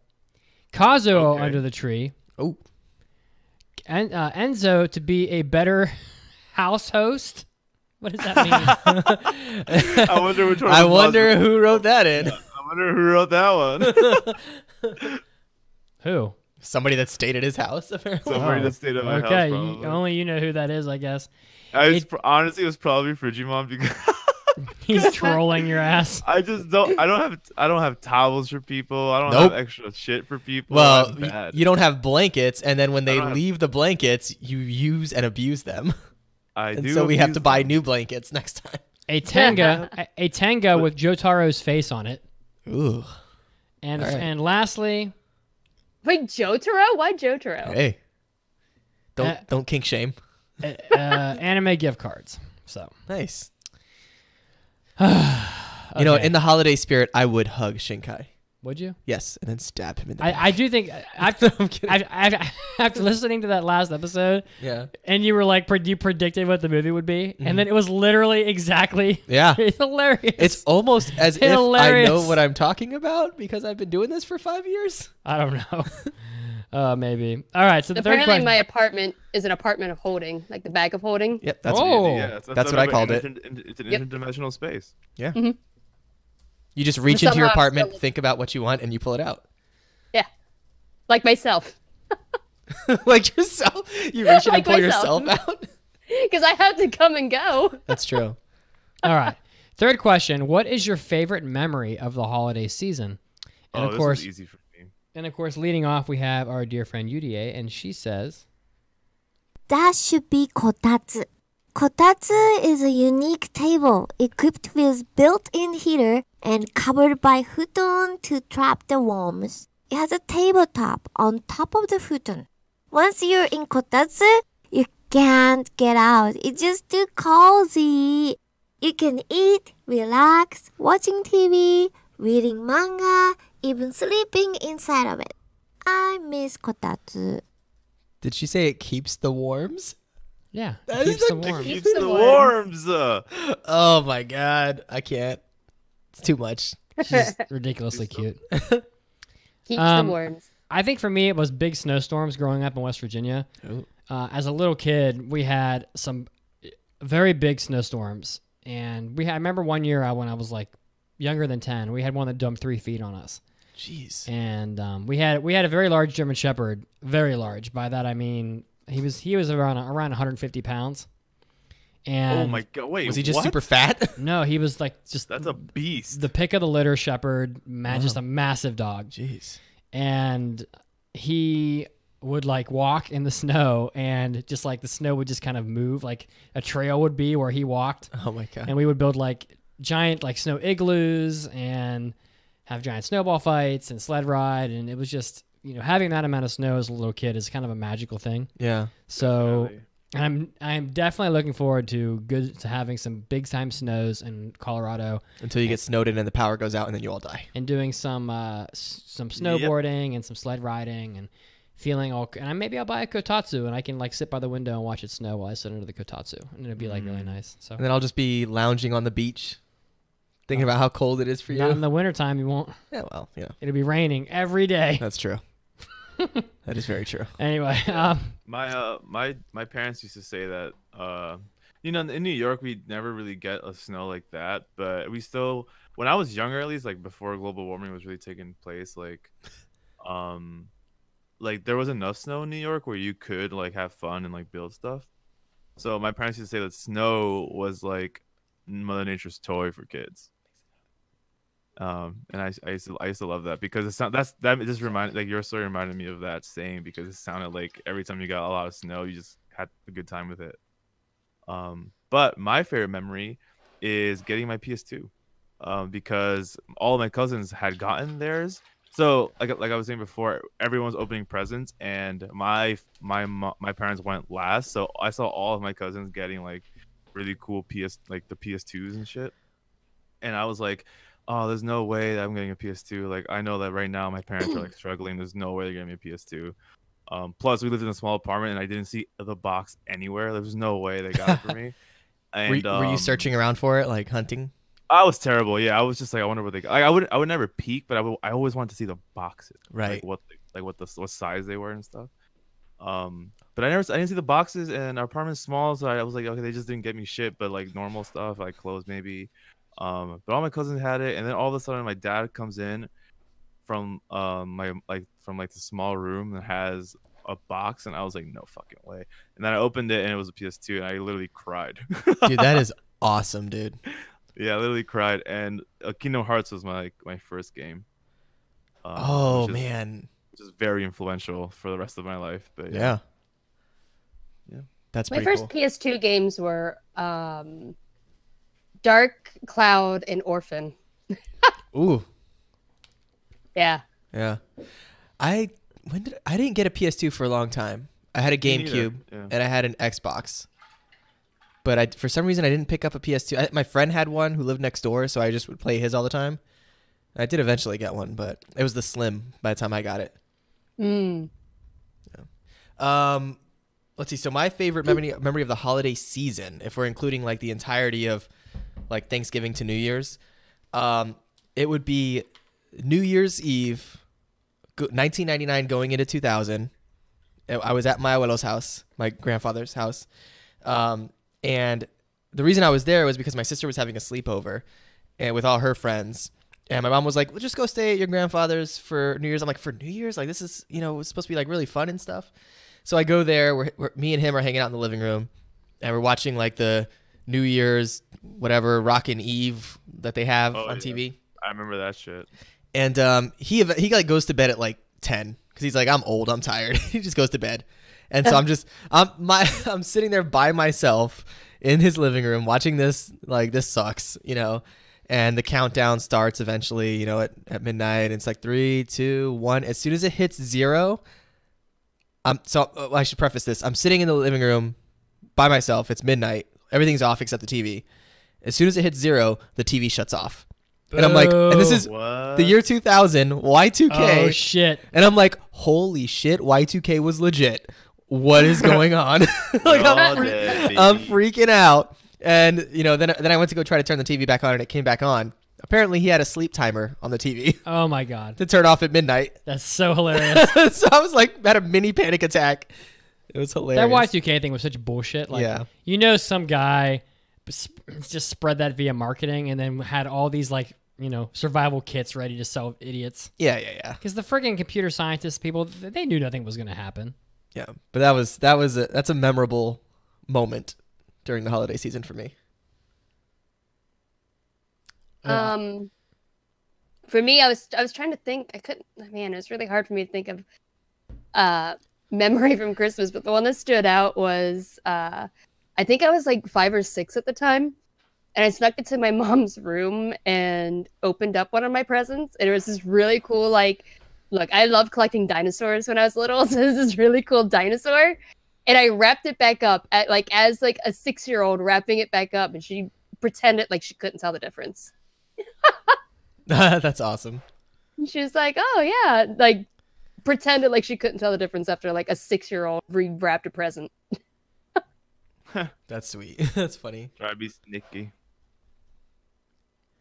What do we have from the listeners? Okay, so here we go from the listeners. Once I woke up at 3 a.m. on Christmas when I was 4 years old. I don't quite remember this except for my family telling me about it, but apparently I went and opened my presents from Santa since I didn't think anyone would mind, since Santa doesn't get to watch me open them. When everyone woke up and came to see, I had already built the new Lego set that I got from Santa, and I said to my parents, "Don't worry, I didn't open your present." That's hilarious. That's awesome. I mean, they're legit. It was they could do it, It was 3 a.m. It was in the morning. Getting my OG Nintendo DS and playing Nintendogs all day. First dog was a miniature pinscher named Leia after Princess Leia from Star Wars. That's awesome. Getting horribly burned by an M80. Had an anime festival last year. Everyone picked a show, and we watched the first episode and picked a winner. Then we'd all watch the next episode. That's cool. Aww. Giving my dad a special Holy Grail movie box set because you can't stream it legally. Let's see here. A few years, my father's siblings stopped fighting with my grandmother. Those were the best Christmases. The house was filled with 3 generations of family, piles of gifts for each kid, and mountains of food. Yeah, that sounds like what I got. Yeah. I'll just read a couple more. Watching my daughter open her first Christmas present. That's awesome. Oh, I'm gonna cry. Fuck. Let's see. One year, it snowed on Christmas Day for the first time in many years. It was a big deal because where I live, it had hardly ever snowed, and when it does not set. But for that one Christmas, it did, and we had made a very small snowman. As the snow started to melt, we decided to keep him alive by putting him in our freezer. That's awesome. That's so cute. Aww. Let me see if I got any more. It's hard. It's tough to read through all these. There's so many. Getting my first Game Boy Advance and Pokemon Emerald began my life as an epic gamer. Nice. There's so many more, but I can't read all of them. So, but thank you guys for submitting your questions. It's very nice. God, I'm like so emotional on the daughter one. Oh, God damn it. That's like my weakness right there. All right, so the next question is, what is your New Year's resolution? And of course, UDA chimes in again. So let's see what I can't wait. My New Year's resolution would be sleep more. I'm a short sleeper and usually sleeps 4 hours or so. Ooh. But recently I read that people have to sleep like 8 hours to maintain healthy states. So I will sleep more. I love how she giggles. Yeah. My New Year's resolution would be sleep more. Okay. Oh boy. 4 hours? Yeah. How is she alive? Girl, I mean, that's typical for me. Dude. My question will be, how's her laugh that cute? Yeah. I sleep. I have to sleep 8 hours. Otherwise, I'm useless. I try and sleep 8 hours, but I usually end up getting like 6. Like 6 and 5 is where my domain is. I function off of 5 for sure. Yeah. I'm usually between 6 and 4. Ugh. I sleep 8 hours and I'm still useless. So I don't know. Maybe I should just always be asleep. Just sleep. Just wake up for an hour a day, do what I have to do, and then go back to sleep. Mine. So last year was the year of boldness, and it's a fiscal year. Your last fiscal year was the year of boldness? Yeah, the fiscal year starts in like September. Such a type A person. So the fiscal year of 2017 started in September of 2017. And this fiscal year of 18 started in September of this past year. And it was the year of loving people and also the year of boldness as well. So I'm going to continue that throughout the next year and stick with it, which really just consists of like intentionally engaging with people rather than just kind of walking by people at work and saying nothing, just, engage with them and say something, try to like make their day a little better. Or when people are like around me just in general, like strike up a conversation with the waitress at my diner or the waiter or whoever, just trying to be more personable and enjoying having people around me. Yeah. That's admirable and also very difficult at times. Difficult, very. Like I've been working on being more loving myself, and like a lot of times, like if somebody's like a dick to you, like at least for me, my immediate reaction is to be like, oh yeah, fuck you, fight me, let's go. Like I'm like, I immediately get aggressive towards them, but I'm trying to like take a step back, and then come back to them with something loving, like that happened the other day at work or whatever. Somebody was just a dick to me for no reason, and I was like, okay, I took a step back, I came back to them, I was very kind and loving, and it turned them around. So, like, yeah, wow, that's good, nice job. Go ahead. No, that's it. I thought Mitch was gonna say something. Nope. Yeah, I kind of want to like commend you on that one, because that's something I do my best to do also. I like, for example, like when I'm walking and I make eye contact with a stranger. Just one side eye.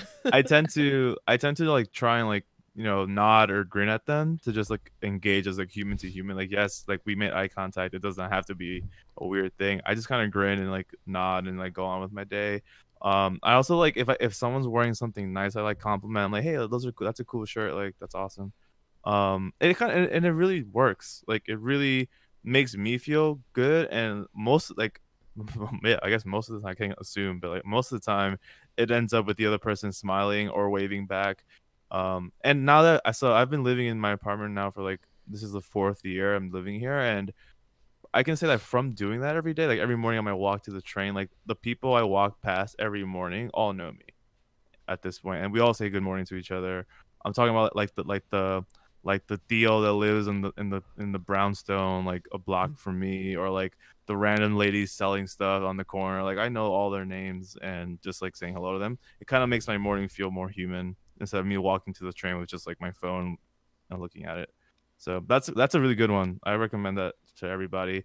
I have my resolutions are I really want to bring the podcast to the next level. Like, I really want to take control of not control. Like, I want to have a lot of more like conscious input into the brand of the podcast. I really want to like make this shit awesome. Like, well, we have to get on Twitch. We got to get on Twitch. Yeah, like I want to work with Mandy to like make us look amazing, and then get us on Twitch. Yeah, we got to say bye-bye to YouTube. Yeah.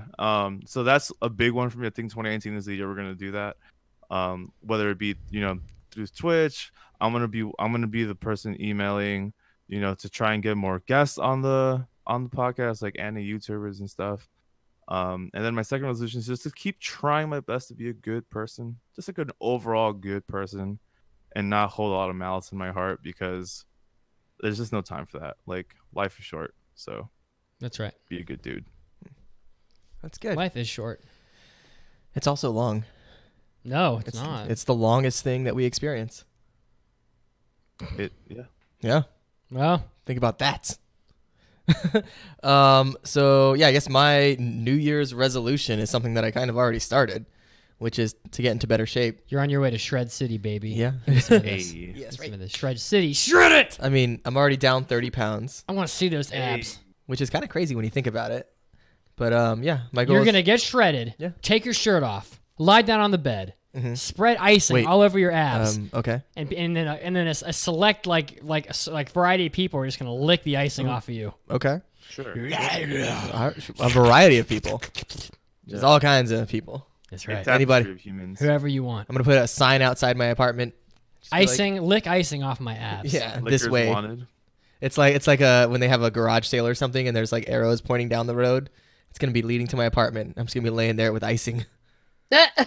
You're gonna have arrows flavored on icing. Ooh. What flavor? Oh, that's a good question. Cream. All right. Is it strawberry? Someone in the Strawberry icing. YouTube chat asked about my last year's resolution to learn Japanese. Mama, 大丈夫です。もっと練習ですね。I don't know what that means. So you are going to draw arrows up your steps, Yes. down your hallway, Correct. to your bedroom. Yes. And it's gonna lead. The arrows are gonna travel up the side of your bed, The final arrow up your is- hips to your belly button, and there will be a pile of icing in your belly button. Yes. The first person to find it gets to lick the icing pile out of your belly button. Right. Oh my god. Can there be a cherry on top of it? Yes, absolutely. No, there's gonna be cherries on top of my nips Cherries With on some the nips. sprinkles too. with some sprinkles. Shred City is here, baby. Population, you.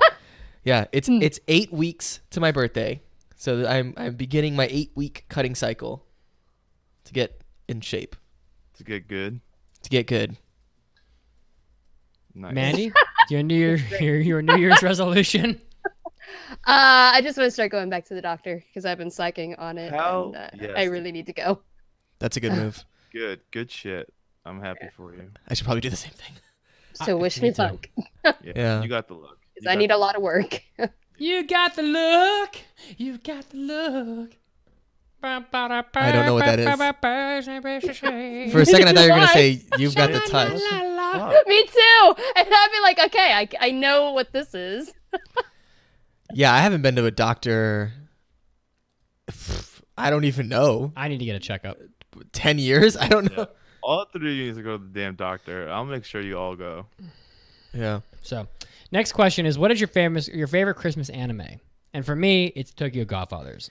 I think Yeah, to me that's a that good is one. the Christmas anime. Yes. Period. I agree. That's a good one for sure. Not only is that anime take place during Christmas, but the whole movie kind of carries the theme of like family and the Christmas spirit with it. It's not just a movie that takes place during Christmas. Right. It's not just about like, oh, we're going to have a party and eat cake. Like that's what a lot of Christmas anime episodes are about, right? Mm-hmm. This is about like the spirit of giving, the spirit of being a family. Like all that is in that movie. And it's a fucking Satoshi Kon film.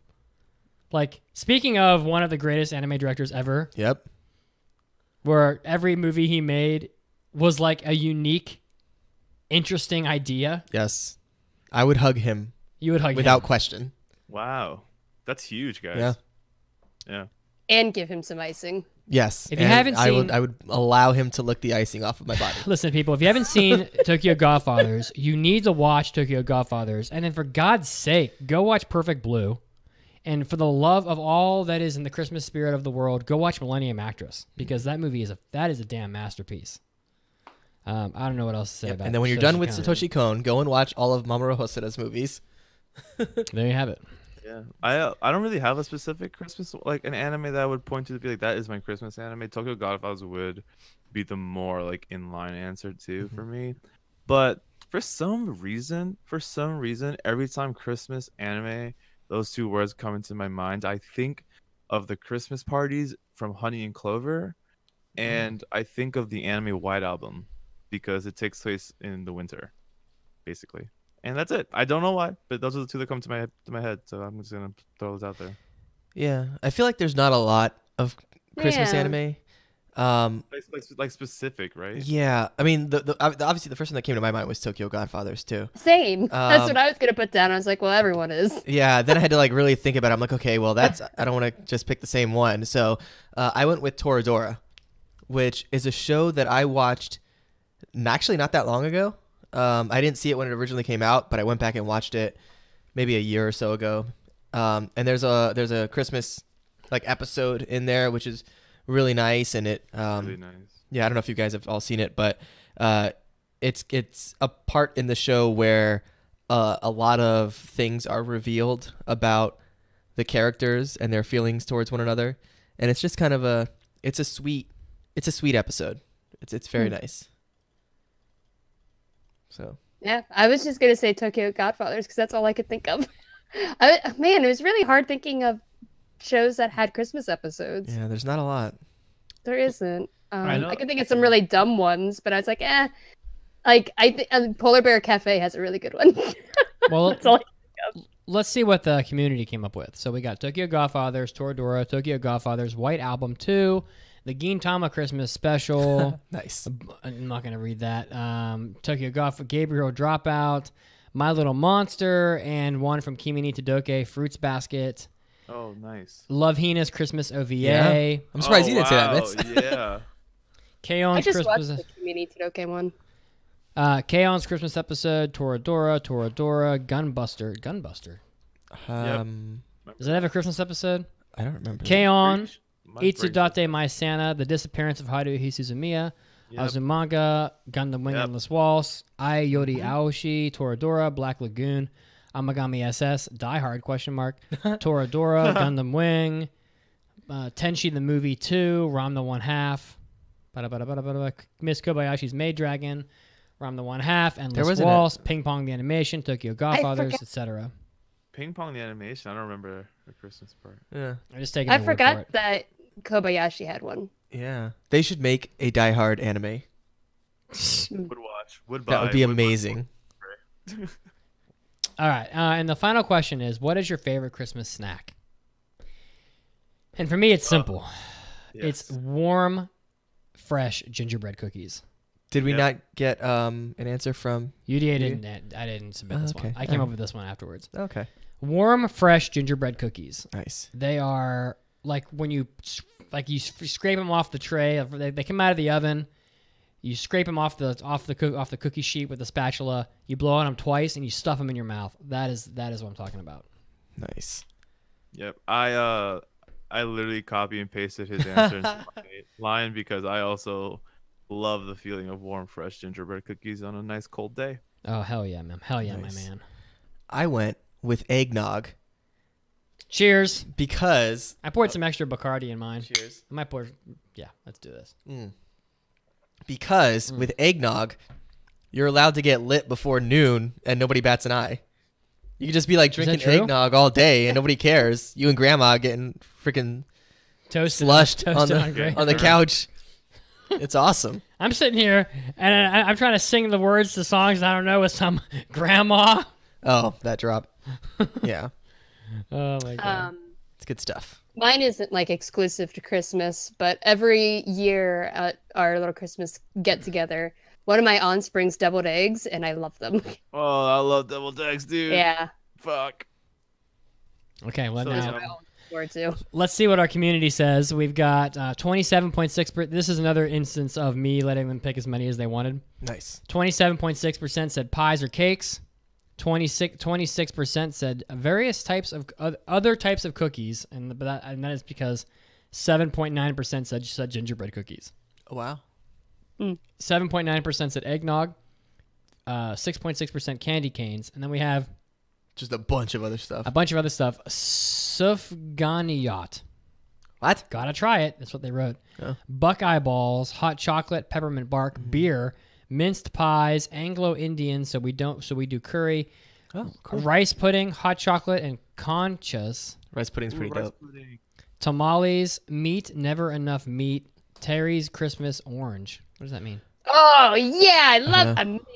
I got one of those like last weekend. I was so excited. I don't know what that is. Fruit salad, Chinese food, chocolate covered toffee, my mom's brown sugar fudge, booze, and Cuban bread. Those are the answers. Nice. Let me ask you this, guys. Cake or pie? Pie all day. Depends. Oh, pie. Pie all day. Really depends. Hmm. We talking like cheesecake is in this Ooh, category? okay. Yeah, we're including cheesecake on the cake side. Okay, if cheesecake is on the cake side, then I take cakes. Look, I love cheesecake. It's just as much as anybody, but that's like one cake I would eat on Christmas. With Hot take. I don't like apple pie. Same. Wild. Yeah, Wild. I don't like it. Yeah, What? same. It's too complicated. It's not. What are you talking about? It's not it's like apples. What are you talking about? There's like chunks of apple and there's like some 'cause like it's apple liquidy pie. substance. I don't like it. What are you talking? What? I don't like it. Whatever, man. Let him have his Dude. thing. No, pumpkin pie. I love pumpkin. Hell yeah, pumpkin pie. Yeah. Hell yeah.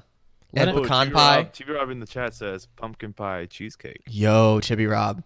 There it is, dude. That's where we meet in the middle. I just like a New York style cheesecake with some coffee. That's what I like. Which is what we did when you came. Remember? Brother, we did it, man, and I love you. We wanted a cheesecake date, bro. We did. It was cute. We did. It was very cute. Nah, people are gonna ship us. Chibi Rob just broke my mind right now.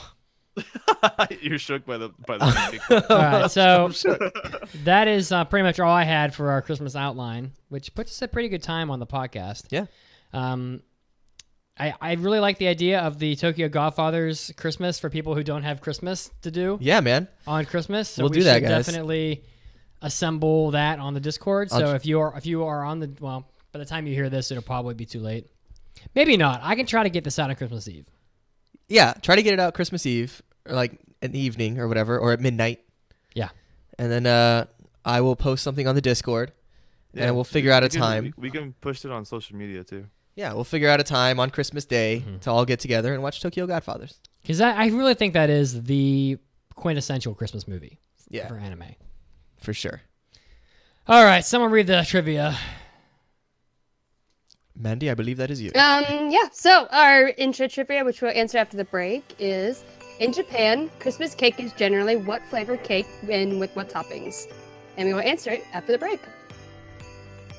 And when we come back, we have a 5-star review to do, and we also have a review on Fully Coolly Progressive, as well as mailbags. So stay tuned, and we'll be back after the news.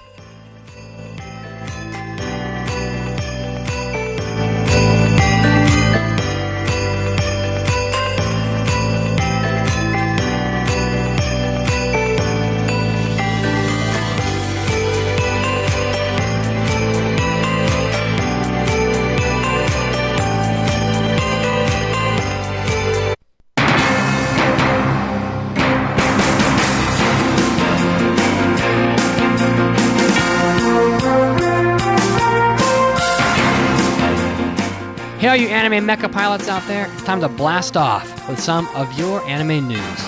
Leading us off, staying with mecha, Sunrise producer Naohiro Ogata was discussing in a recent interview about the rise in 3D animation and how he believes that Sunrise is the only studio in the world that is able to draw by hand mecha the way that Sunrise does to such a high level. He also goes on to explain that Sunrise is divided into 9 subdivisions and that each project involves varying degrees of CG and involvement by the different divisions. For example, Studio 3, which works on Gundam Build Divers and Mobile Suit Gundam Iron-Blooded Orphans, uses 90% hand-drawn animation, but they also have a little bit of CG in there, and Mobile Suit Gundam Unicorn uses CG for the transformation scenes. But he initially assumed that half of other shows would be done in 3D, but a lot of it ended up being hand-drawn, meaning that Sunrise is still hand-drawing a lot of their mecha anime, and he, I don't even actually know why he's talking about this, but he's definitely taking shots at other anime studios, the studio that's been known for Gundam for almost 50 years. Next up, of course, we have some more news here. It looks like fans have picked their favorite live-action adaptations of anime in Japan for last year. The website Ranking held its own poll to get some results. Almost 8,000 people responded, and Chihayafuru's third movie, called Musubi, ranked first on the list, followed by Gintama's film, ranking second, the second live-action film from Gintama. Both of these were pretty big successes in the Japanese box office, and it looks like these are the frontrunners for the poll in Japan for last year. Next up in the news, we have some words from Masako Nozawa, who is the voice actress who voices Goku, since pretty much the dawn of time. And she says that she believes that the new Dragon Ball Super Broly movie is going to be the most interesting and best in the series yet. And after she recorded the final lines of the show, she told the staff that it was the best film yet and that she hopes that it will be enjoyed by everyone. So at least she's optimistic, and we'll have to see for ourselves when the movie comes out later on. Finally, well, I'm surprised this hasn't happened before, but it looks like Mario's voice actor, Charles Martinet, is getting the Guinness Book World Records for most performances as the same video game character. It's kind of hard to believe that a guy who's played Mario, considering the amount of Mario games there are, hasn't already won this prize, but it looks like he's finally getting it. I just wish that I could hear him speak like Mario in real life just once. This is Mitsugi, and this was your anime news break. Now, again, time to get back to the podcast.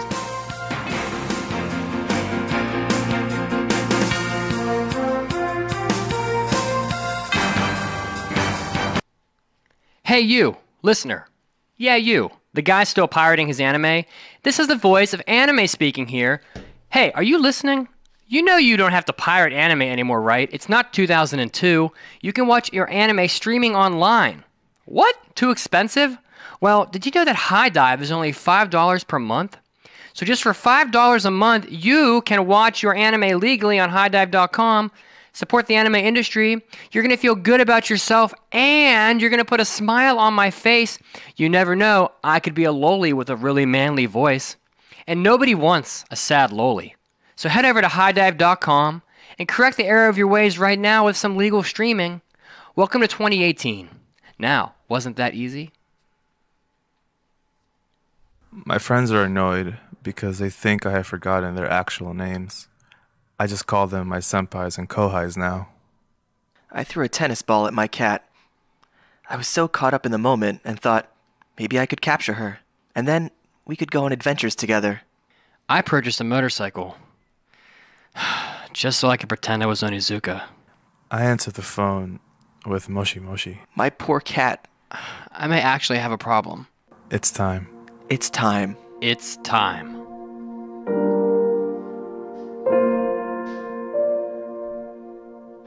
Hello, I'm Mandy from the Anime Addicts Anonymous. Do any of these symptoms sound familiar to you? Do you have 8,572 waifus? Do you struggle with having the theme song to Attack on Titan stuck in your head, even though Jaeger is the only word you know? Then you may be experiencing anime addiction. If you are experiencing anime addiction, then you should visit our website, AAAPodcast.com. At Anime Addicts Anonymous, we have dedicated ourselves to making your anime addiction worse. Worse! Yes, worse. Because the real world just plain sucks. So many resources await you. For just $5 a month, you will have unlimited access to our Hobby Addicts episodes. You will also have access to our hentai episodes, where you can watch a hentai along with us and hear our commentary. Give our after party episodes a listen, where you can hear us struggle to talk about our boring lives outside of anime. That $5 will go to helping us spread anime addiction throughout the world. Yes, it is time for you to make your anime addiction worse.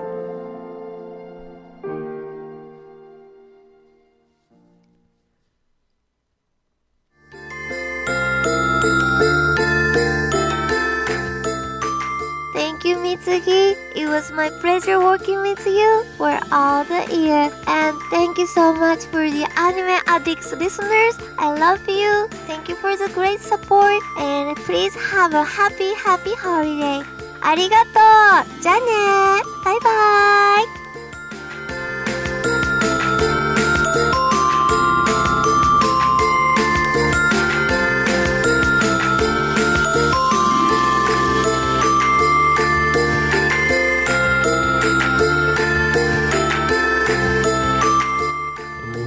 Welcome back and a ho ho ho, listeners, to the 452nd episode of the Anime Addicts Anonymous podcast, otherwise known as the Christmas episode. Merry Christmas! We had an intro trivia question. In Japan, Christmas cake is dona haji no ka? Say again. What flavor and what toppings does Christmas cake have in Japan? And the answer is vanilla, with vanilla frosting and with strawberries on top.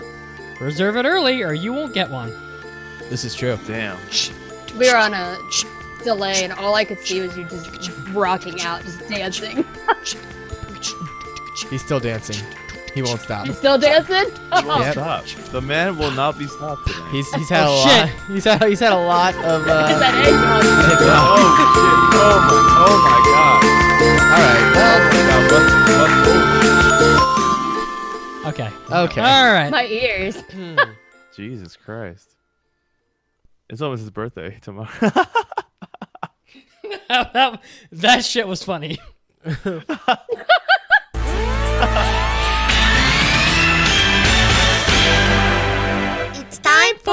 iTunes review. Oh God! All right, so if you want to submit a 5-star review, you can do it on iTunes. You could do it on Spotify or Google Play. Also, we just won't see it. We won't look at it probably, but Yeah.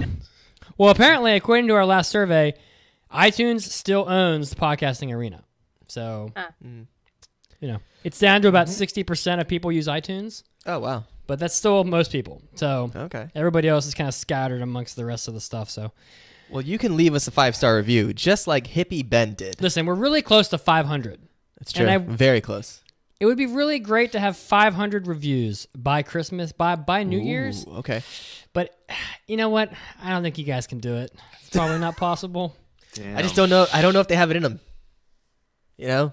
Is the addiction strong enough? I mean, maybe if we get the 500 reviews before the year 2019. My God, Mitch is lost in time. We will do something special for you. Oh, wow. Mitch, lost in time. I like that. If we get 500 before 2019, I will fly to Florida for a live show. Yes. Oh, there you have it. If we get the 500 iTunes reviews, 5 stars or not, by New Year's, Enzo will fly to New York. He'll fly to New York. He'll fly to Florida to do a review, to do an episode with us live. I'm just gonna go ahead and take over the podcast at this point, everyone. Of course. So we've got a 5-star review. Reins and read the review. 5-star review by Hippie Ben. It says, I just want to say one more thing. God. Make it happen. Oh no. Just make it happen. All right. We can do this. We're only 25 reviews away. This is true. So get in there and do it. Great show with a great community behind it. I've listened to quite a few other anime podcasts, and this one is by far the best. Thank you. The hosts have great chemistry with one another, and the reviews are very well thought out and detailed and shed new light on shows that I have watched or may be interested in watching. I don't always agree with their assessment. Darling in the Franxx is awesome. Fight me. Let's go. Throw it down, baby. It's still fun to yell back at the radio as I drive home.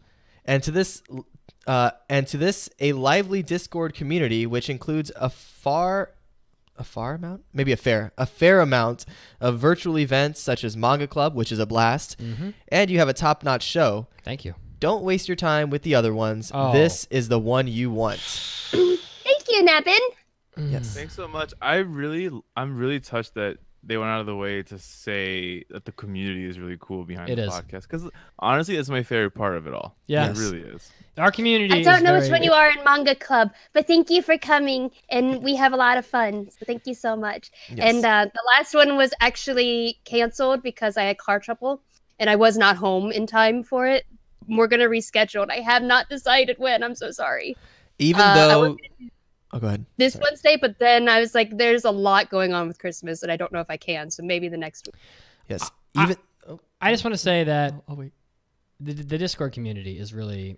I'm really proud of the community that the community that the podcast has. I think that the podcast itself is it's well run, it's organized, whatever, but just having that doesn't necessarily mean that you're going to have a great community. Yeah, for sure. And so when I go on Discord and I see people talking in live chat late at night, and everyone's made so many friends, and it's kind of touching that the podcast has brought people together and has enriched other people's lives, I hope, the way that it has enriched mine.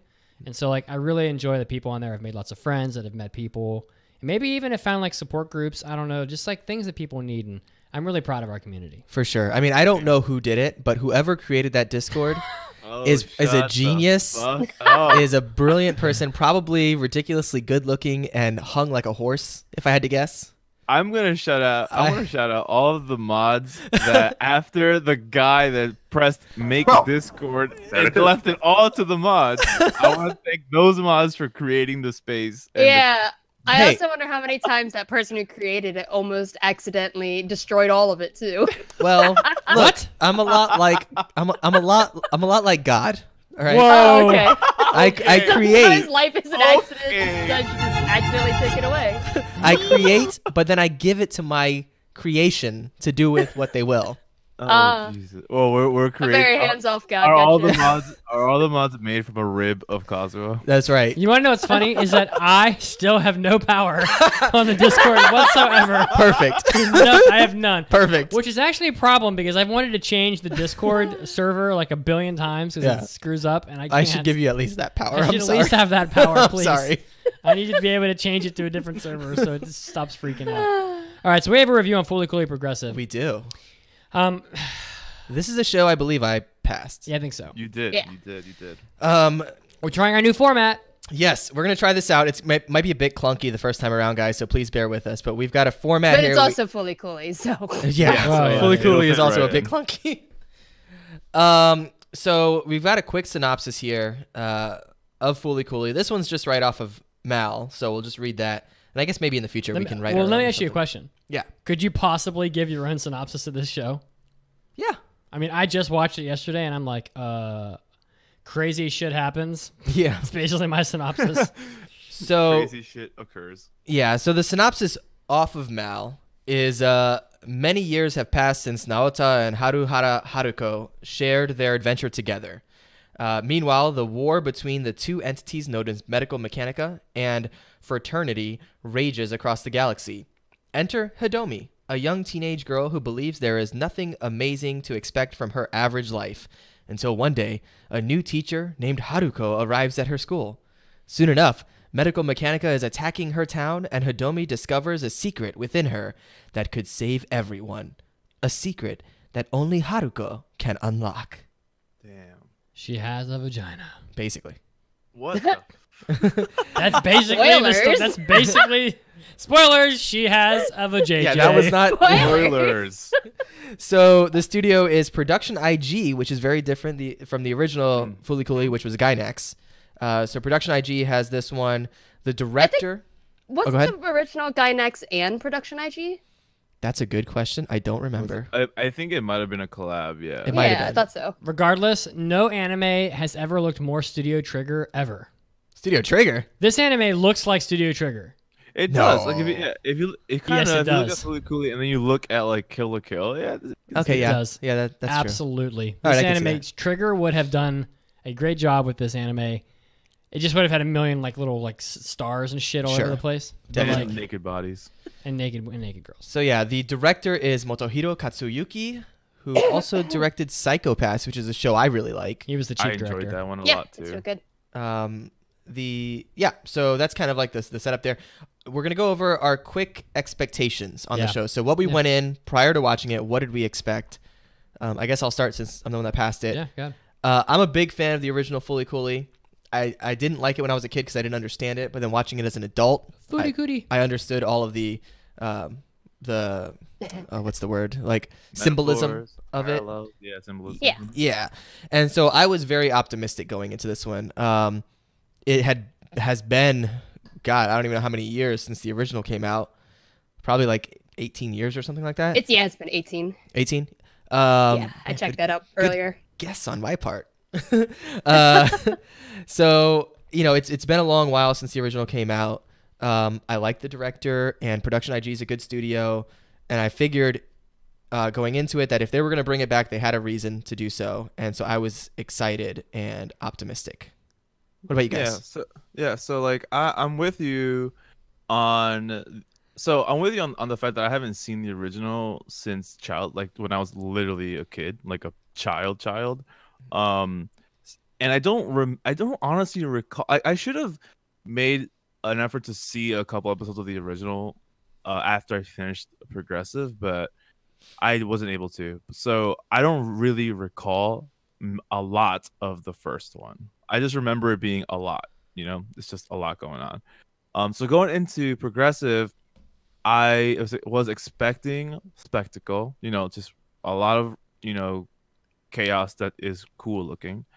And for some reason I was expecting a story, like a cohesive story. For some reason. For some reason. Yeah. For some reason I was expecting a story.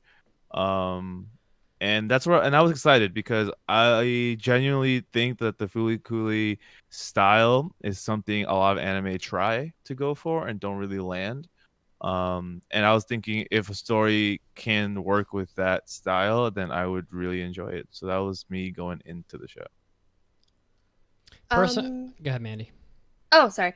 I was gonna say, for my expectations, I really enjoyed the first really a lot. I thought it was a very interesting and abstract look at puberty and the transition from adolescence to adulthood, and all the different emotional states that are involved with that change, from like sexual desire to jealousy to the awkward communications with those around you. Preach. And I felt like the original was the perfect length to show those themes in like an artistic way. I didn't really feel like it needed to be expanded on. So when I went into Progressive, I knew that there was a big desire from the anime community at large for it to come back. And I was hoping that the themes in this one would focus on something else other than the process of growing up, or if it was like another coming of age story that would present it to us in a new way with a brand new characters. So I didn't know what to expect really, but that's basically what I was hoping for.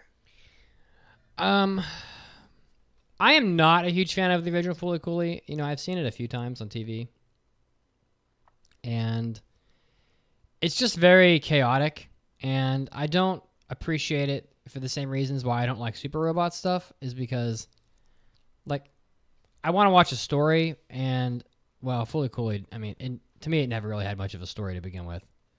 But, like, when the story is also loaded with just wild, nonsensical stuff happening, I don't like that very much. Like, I just don't, like, oh, a robot comes out of his head. Like, okay, great. But that's not, to me, that's like nonsense. So, like, I know everyone likes different stuff. And so to me, if I'm trying to watch a story that makes sense, and like watching all this just random psychotic stuff happening on screen, to me is not enjoyable, because I don't like floating around in a sea of confusion for 80% of an anime. And so that's honestly what I expected with this one. I'm like, well, it's going to be crazy. It's going to be wild. It probably won't make any sense. And it's going to be short. That's what I thought about it. And that's pretty much it. Like, I didn't expect to like it. Okay. Going into it. Because I didn't like the original Fooly Cooly. I just didn't. Gotcha. Were you going to ask anything, Kazuha, when I went? I'm sorry. I think I cut you off. Oh, no. No, I was just totally agreeing with everything you were saying. Oh, so, gotcha. Okay. Yeah, that's all. So I think at this point, what we're going to do here, and again, this is all different, we're going to kind of give our spoiler-free recommendation. So we'll say a quick bit about our thoughts without spoiling anything about this season of Fooly Cooly, and let you know if we recommend it, who we recommend it for, and all of that. So again, I'll start us off without spoilers, of course. So this show, I felt, was more of the same. You know, as I said with my expectations, I was hoping that it would, you know, kind of recreate the same magic, but in a different way, and kind of how you mentioned, Mandy, maybe tell the story from a different perspective or something like that, or maybe don't tell the same story of adolescence and like basically puberty. But I feel like the show didn't step out of its comfort zone. It told, for me, seemingly pretty much the same story. Yep. Almost exactly the same story. Mm-hmm. They reused a lot of the same tropes and even animation in styles in certain episodes and certain parts. And it just felt, to be honest, completely unnecessary. I as I was watching it, I kept thinking of, why did they make this? Like, what purpose does it serve? And I could not for the life of me find one. So for me, I'm going to say that I would not recommend this season of Fooly Cooly. If you have not seen Fooly Cooly, I definitely recommend you go back and watch the original. But if you've seen the original, I don't think there's anything for you here. I think this is a skip. Yeah, I think most people like the original Fooly. A lot of people that watch the original Fooly Cooly like it.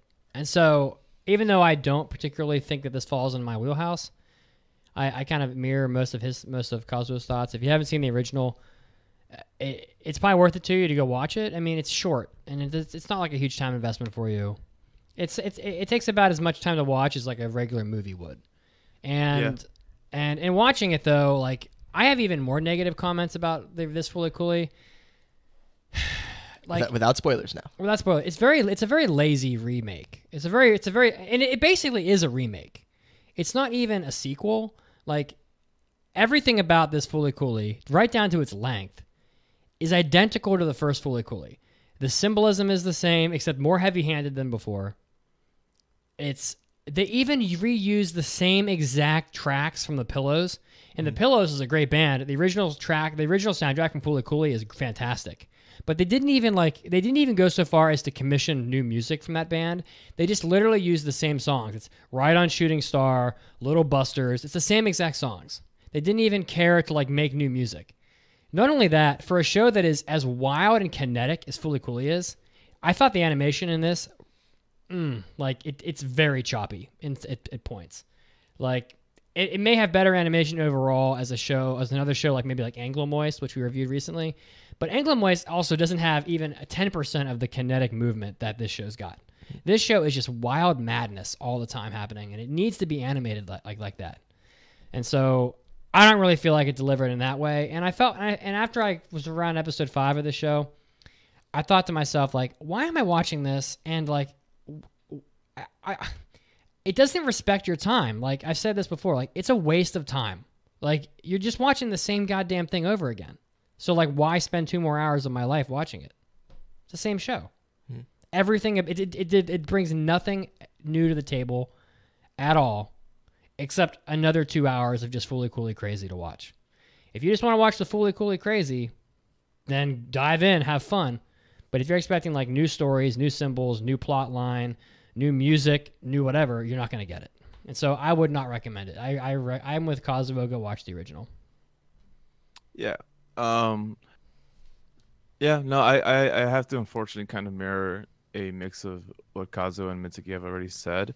As someone who kind of went into it without much of the first Fooly Cooly in mind, which turns out to be, I guess, a benefit in this case, I still don't think I can recommend it to someone to, watch something to enjoy. But then again, I guess it depends on the person I'm showing it to. So what I'm going to say is, like, if you have a friend that is not trying to be invested in a story and just kind of wants to see animation do animation things, you can pop this in, or the original, either one, doesn't matter. But if you're trying to show a friend, something that is a cohesive story, with great animation, and having those two facets of this medium interacting really well, then I wouldn't recommend this season of Fooly Cooly, because it is madness, it is chaos, and we expect that, but it's not tamed very well. And it doesn't really do anything, which is, I think, where I have to deduct a lot of points from, because take a director like Yuasa in a show, in his movie Mind Game. He does a lot in that movie, like a lot, but it all does something to set a scene or a mood or an idea. And you can argue that Fooly Cooly is trying to set an idea with all its madness and chaos, but again, if it's that similar to the original, it's not really doing anything new. So I can't recommend it as well. So yeah, mine, of course, I'll dive into it deeper when we get into spoiler territory. But I think if you're a fan of the original, it's going to be a very, very difficult sell. It, like everyone else has said, it reuses a lot of the themes and symbolisms from the original. But there's something in it that makes me feel like the characters and the creators were very aware of this. So much so that I feel like that might be the entire point of the show. There's supported through actions with Haruko and Hidomi's classmates. I took this entire thing as a meta commentary on trying to recapture original works and the difficulties in doing so. But my question is whether or not that needed to be expressed at all, because I know the original was such like a passion project, and maybe the demand for the return of Fooly Cooly is what spurred on the artistic decisions in Progressive.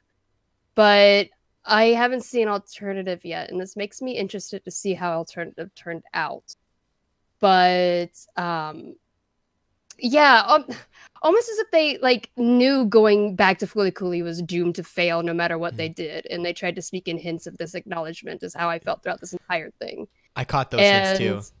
Yeah, if Progressive was visually as impressive as the original, I might recommend it just to check it out for that. But it was really lacking in the graphical department, and I feel like they really struggled with this one, and I don't really think it's worth your time. I would say definitely go back to watch the original if you haven't seen it, and if you are a large fan, I don't think you're going to enjoy this, but it might be interesting just to watch for that reason.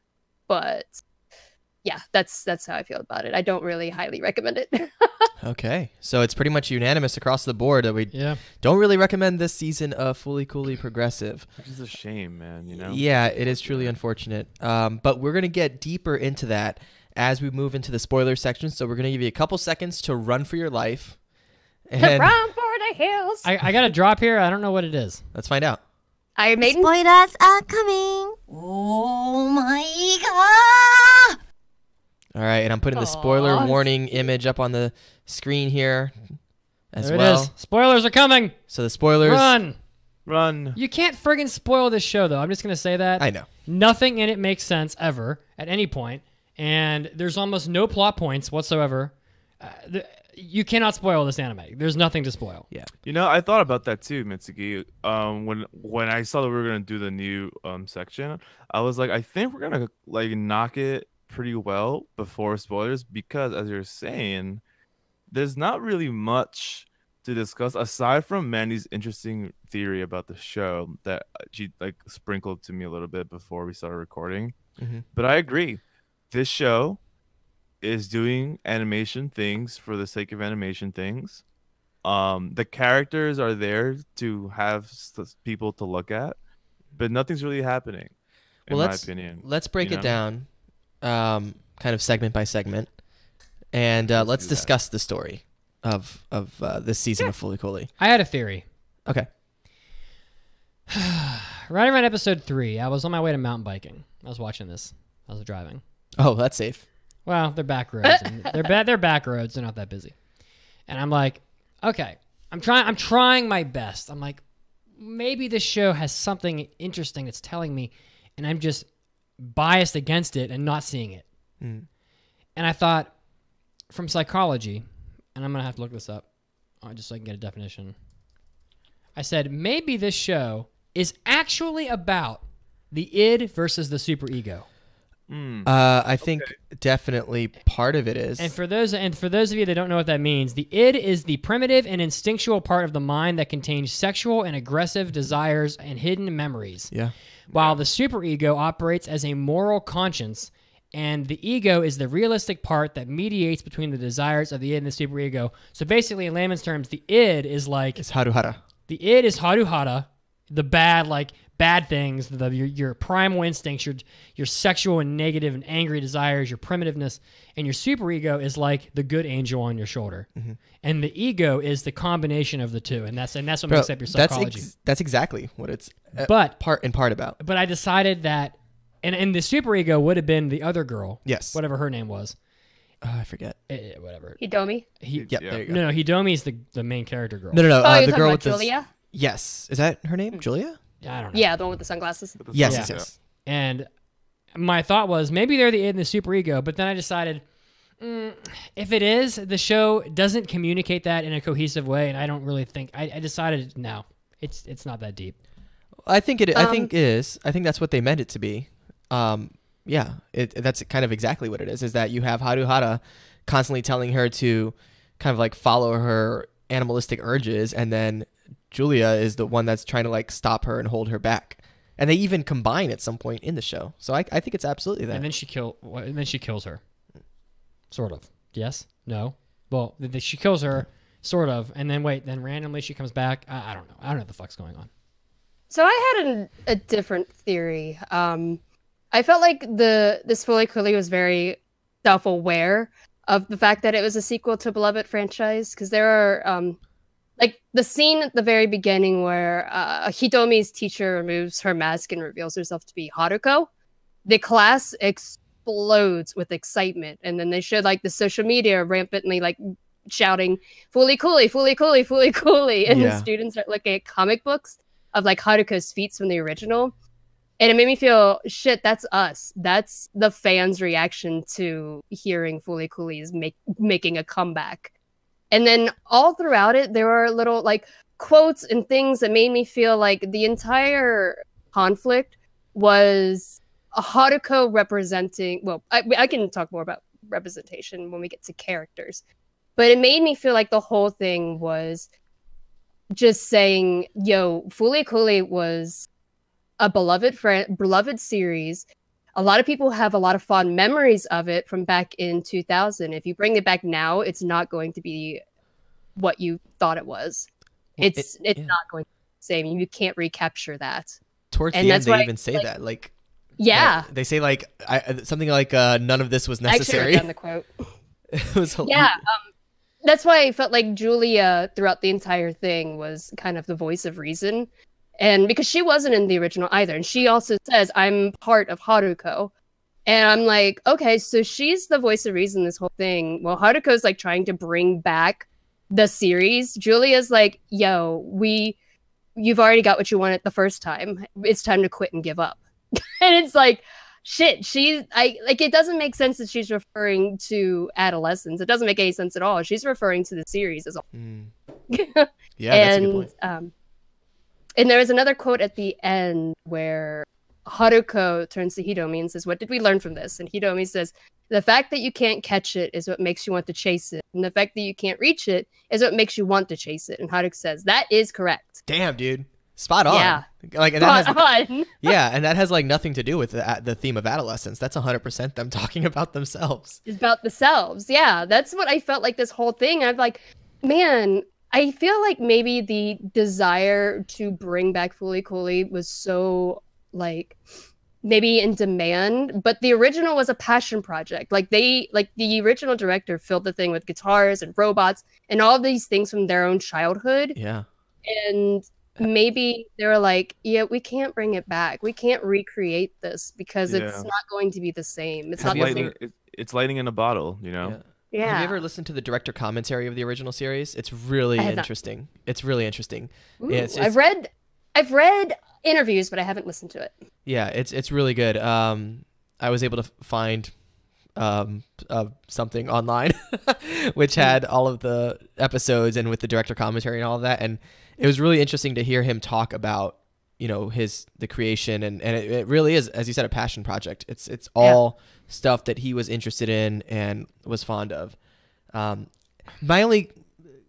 issue with, I agree with what you're saying about as far as it's meta and it's them like speaking of themselves, but then why do it? Like, why are you going to create something and in that creation be talking about how you shouldn't have created it? Like, well, then don't do it. Yeah, that's what I was saying in my spoiler-free recommendation. It was like, I'm not sure if this was a message that we needed, but maybe, I don't know. Like, I really would like to see how Alternative worked out. I'm going to watch it, and I'm interested to hear what they say, because maybe, I don't know, maybe they had issues with the recreation of it, and they're like, I don't know. I'm very interested. I think this could be a case of creators being like, "Yo, you know what? Like, we're gonna teach y'all a lesson. Like, this was a passion project. It was a one-time thing. You guys keep harassing us to make it again. So you know what? We're gonna make it again, and we're gonna tell you to shut the fuck up while you're watching it."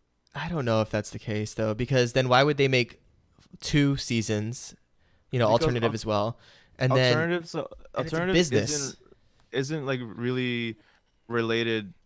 Isn't really related to this one though.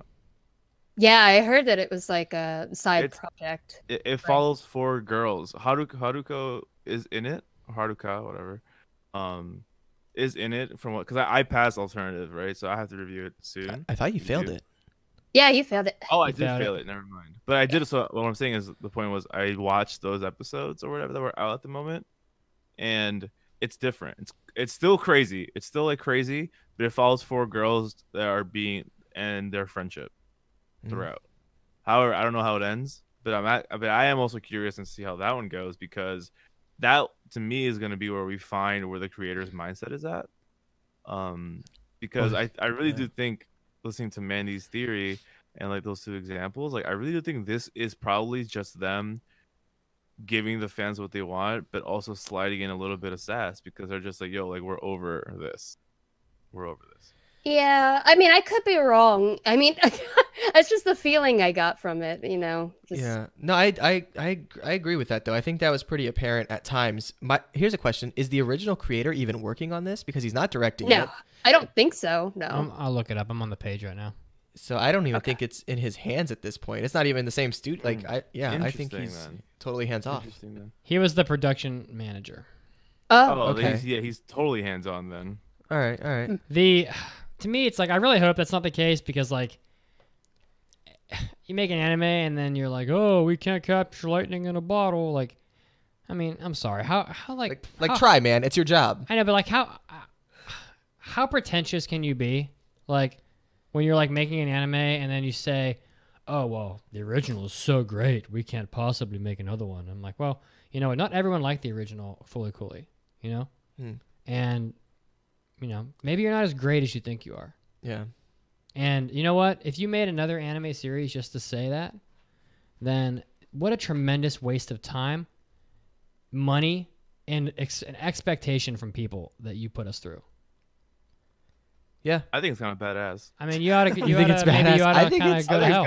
I kind of disagree with that. I feel like it's disrespectful. It is of the people that worked on it. Of it's a the damn fans. waste of money, fiscal waste. Yeah, but at the same time, here's my perspective on this, right? Like, if I put out a 4-song EP and I told everyone that listened, like, this is my last thing I'm making ever, like, this is a passion thing, like, that's it for this project, and I don't want to do this again. Mm-hmm. If I said that, and then for 18 years, people didn't shut the fuck up and kept telling me to make it, one day I might snap and drop a 4-song EP that's the same songs in a different order and sell it for a higher price. It'd be like, fuck y'all, you wanted it, right? Yeah, but listen, like, they remade a show, right? And this show has, like, it's closer to a 7 than a 6.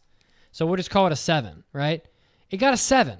So, like, you made a show that was, we made it so that we could show you how we can't make a good show again. Well, guess what? A lot of people like the show enough that it got a 7. Like, if I look down here in the reviews, I'm sure there's an 8 here. There's an 8 on the list here.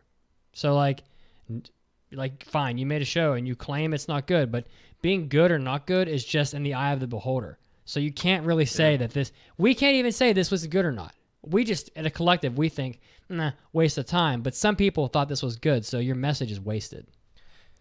Yeah, but that's the thing, though, like, and we're all going off the fact of of Mandy's theory right now. Which I mean, mine's just a theory.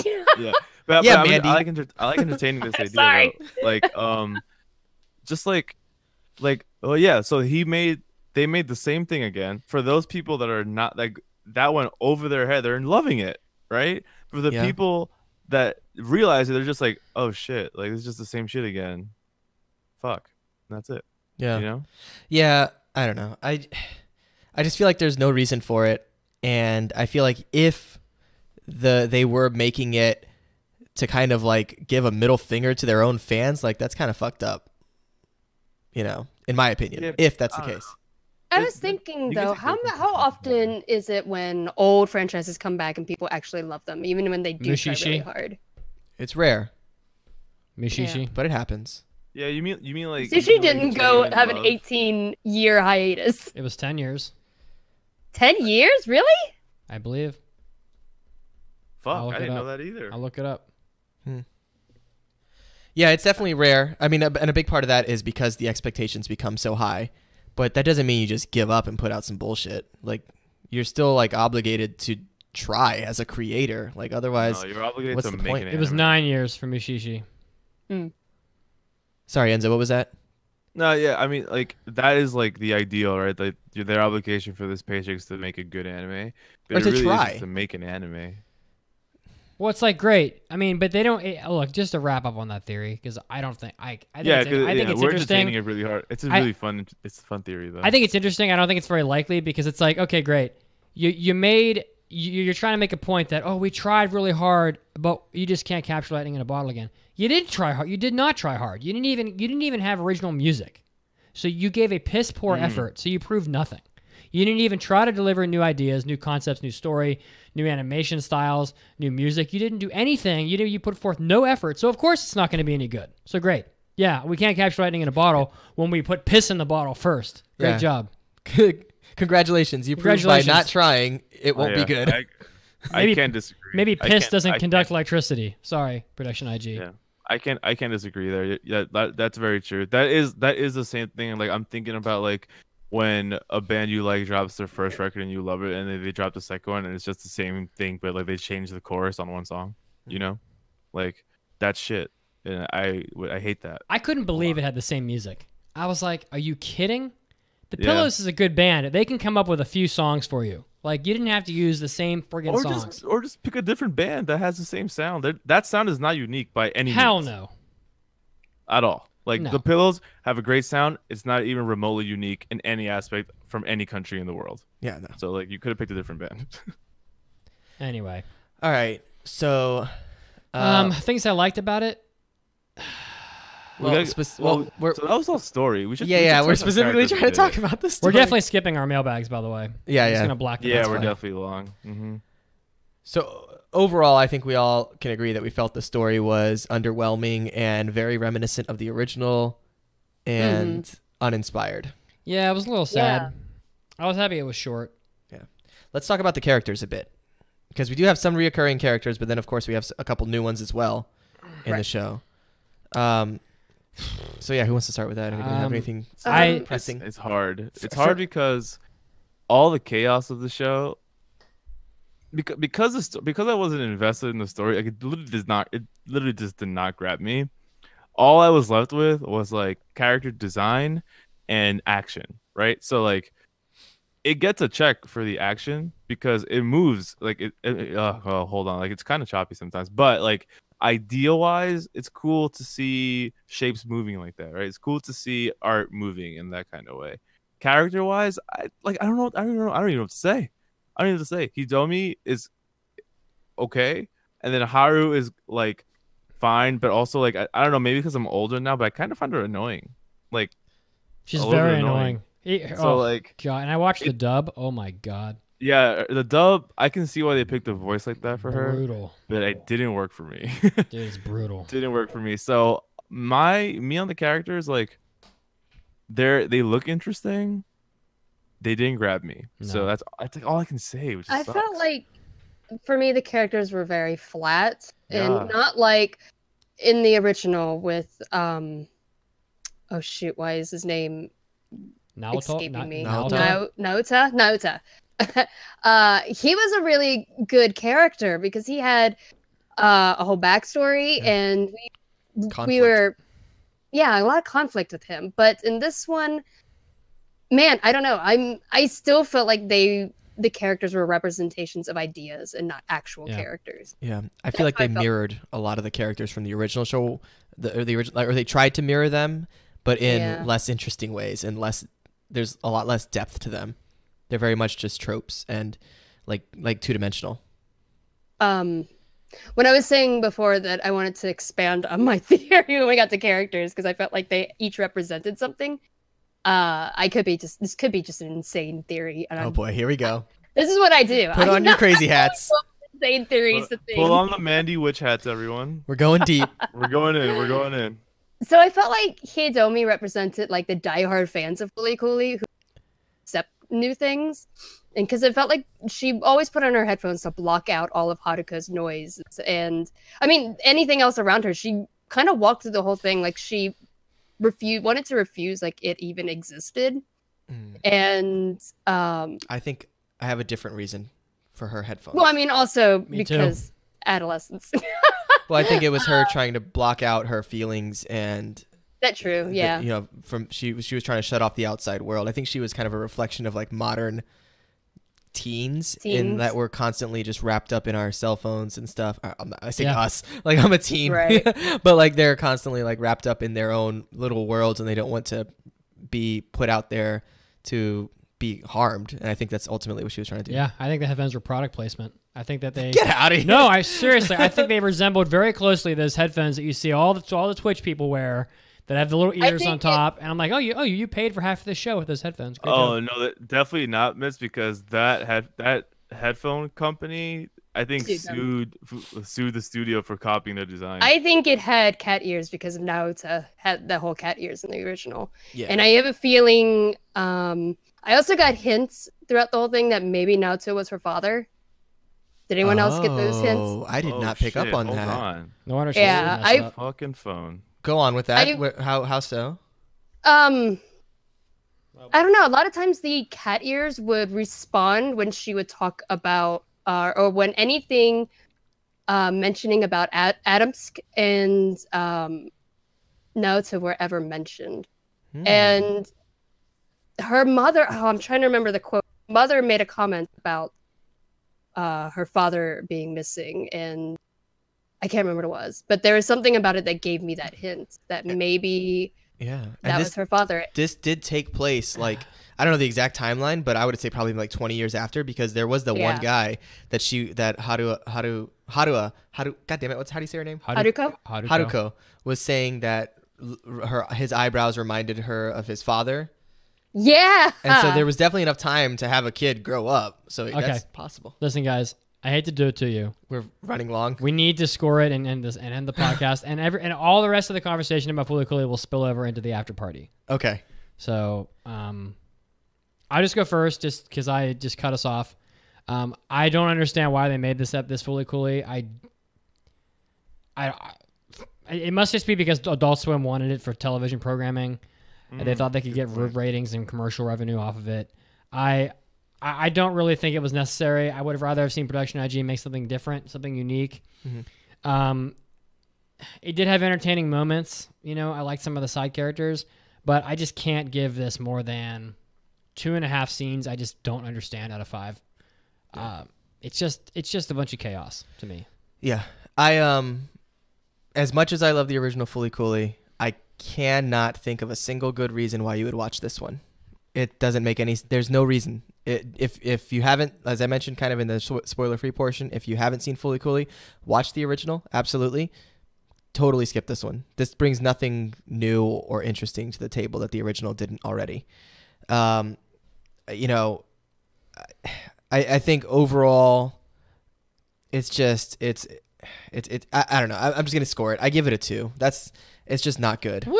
And it's not 2, worth baby. Time. Brutal. And like I literally would, I just can copy paste what Kazuo just said, honestly, because it doesn't do, like, it doesn't, and me coming from, like I said before, like, I don't remember anything about the first one really, aside from the chaos. So this one did that, and I was able to look at it from a lens of like kind of fresh eyes. And it didn't do anything for me. It really just didn't do anything. So I will give it a 2.5 cat ear headsets out of 5 because it at least like looks better than a lot of the anime out there, kind of, in a way. It has unique ideas in animation. That's really it. That's really it. So yeah, quickly run through, because we were going to talk about art and music and all that, but we're running long. But art, I felt like that's where it really failed for me. There was not it didn't have the same distinctive style as the original. There's a lot of really bad animation parts that were not on purpose. Like you said, also music was rehashed, but I also had theories about that too. But we can talk about that in the after party. Yeah, it'll be good. Yeah, overall, like everyone else said, I don't feel like it needed to exist. I don't know. I did not enjoy it as much as the original, which I loved. So I think I would give it a 2.5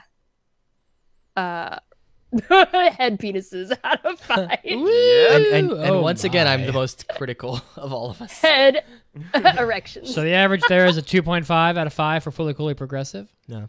I didn't realize Mandy had so many conspiracy theories. I like it. I want to hear some more of them in the after party. So that just gives you, if you want to hear the after party, you can go on our website, AAAPodcast.com/join, and for just a couple bucks, you can help support the podcast, keep us running in good health, and we can you can listen to our after parties and our additional thoughts on Fooly Cooly and everything else that happened in this podcast. So, you guys, honestly, this was a really fun episode, and I hope everybody that's listening has a Merry Christmas, and that goes for all of you for Mandy, Enzo, Kazuo, all three of you.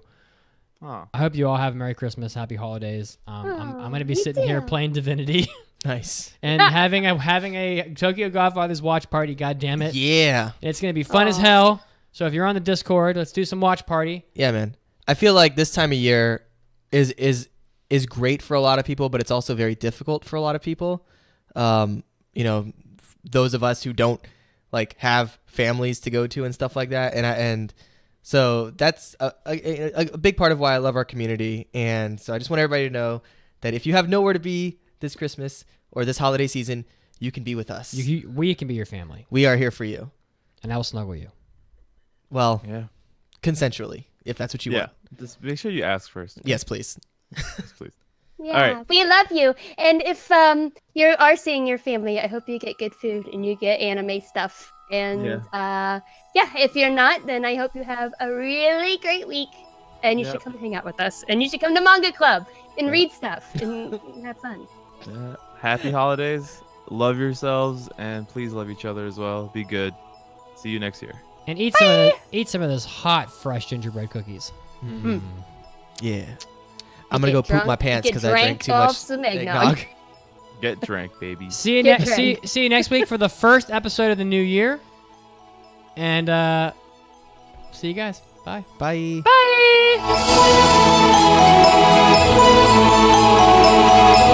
Bye.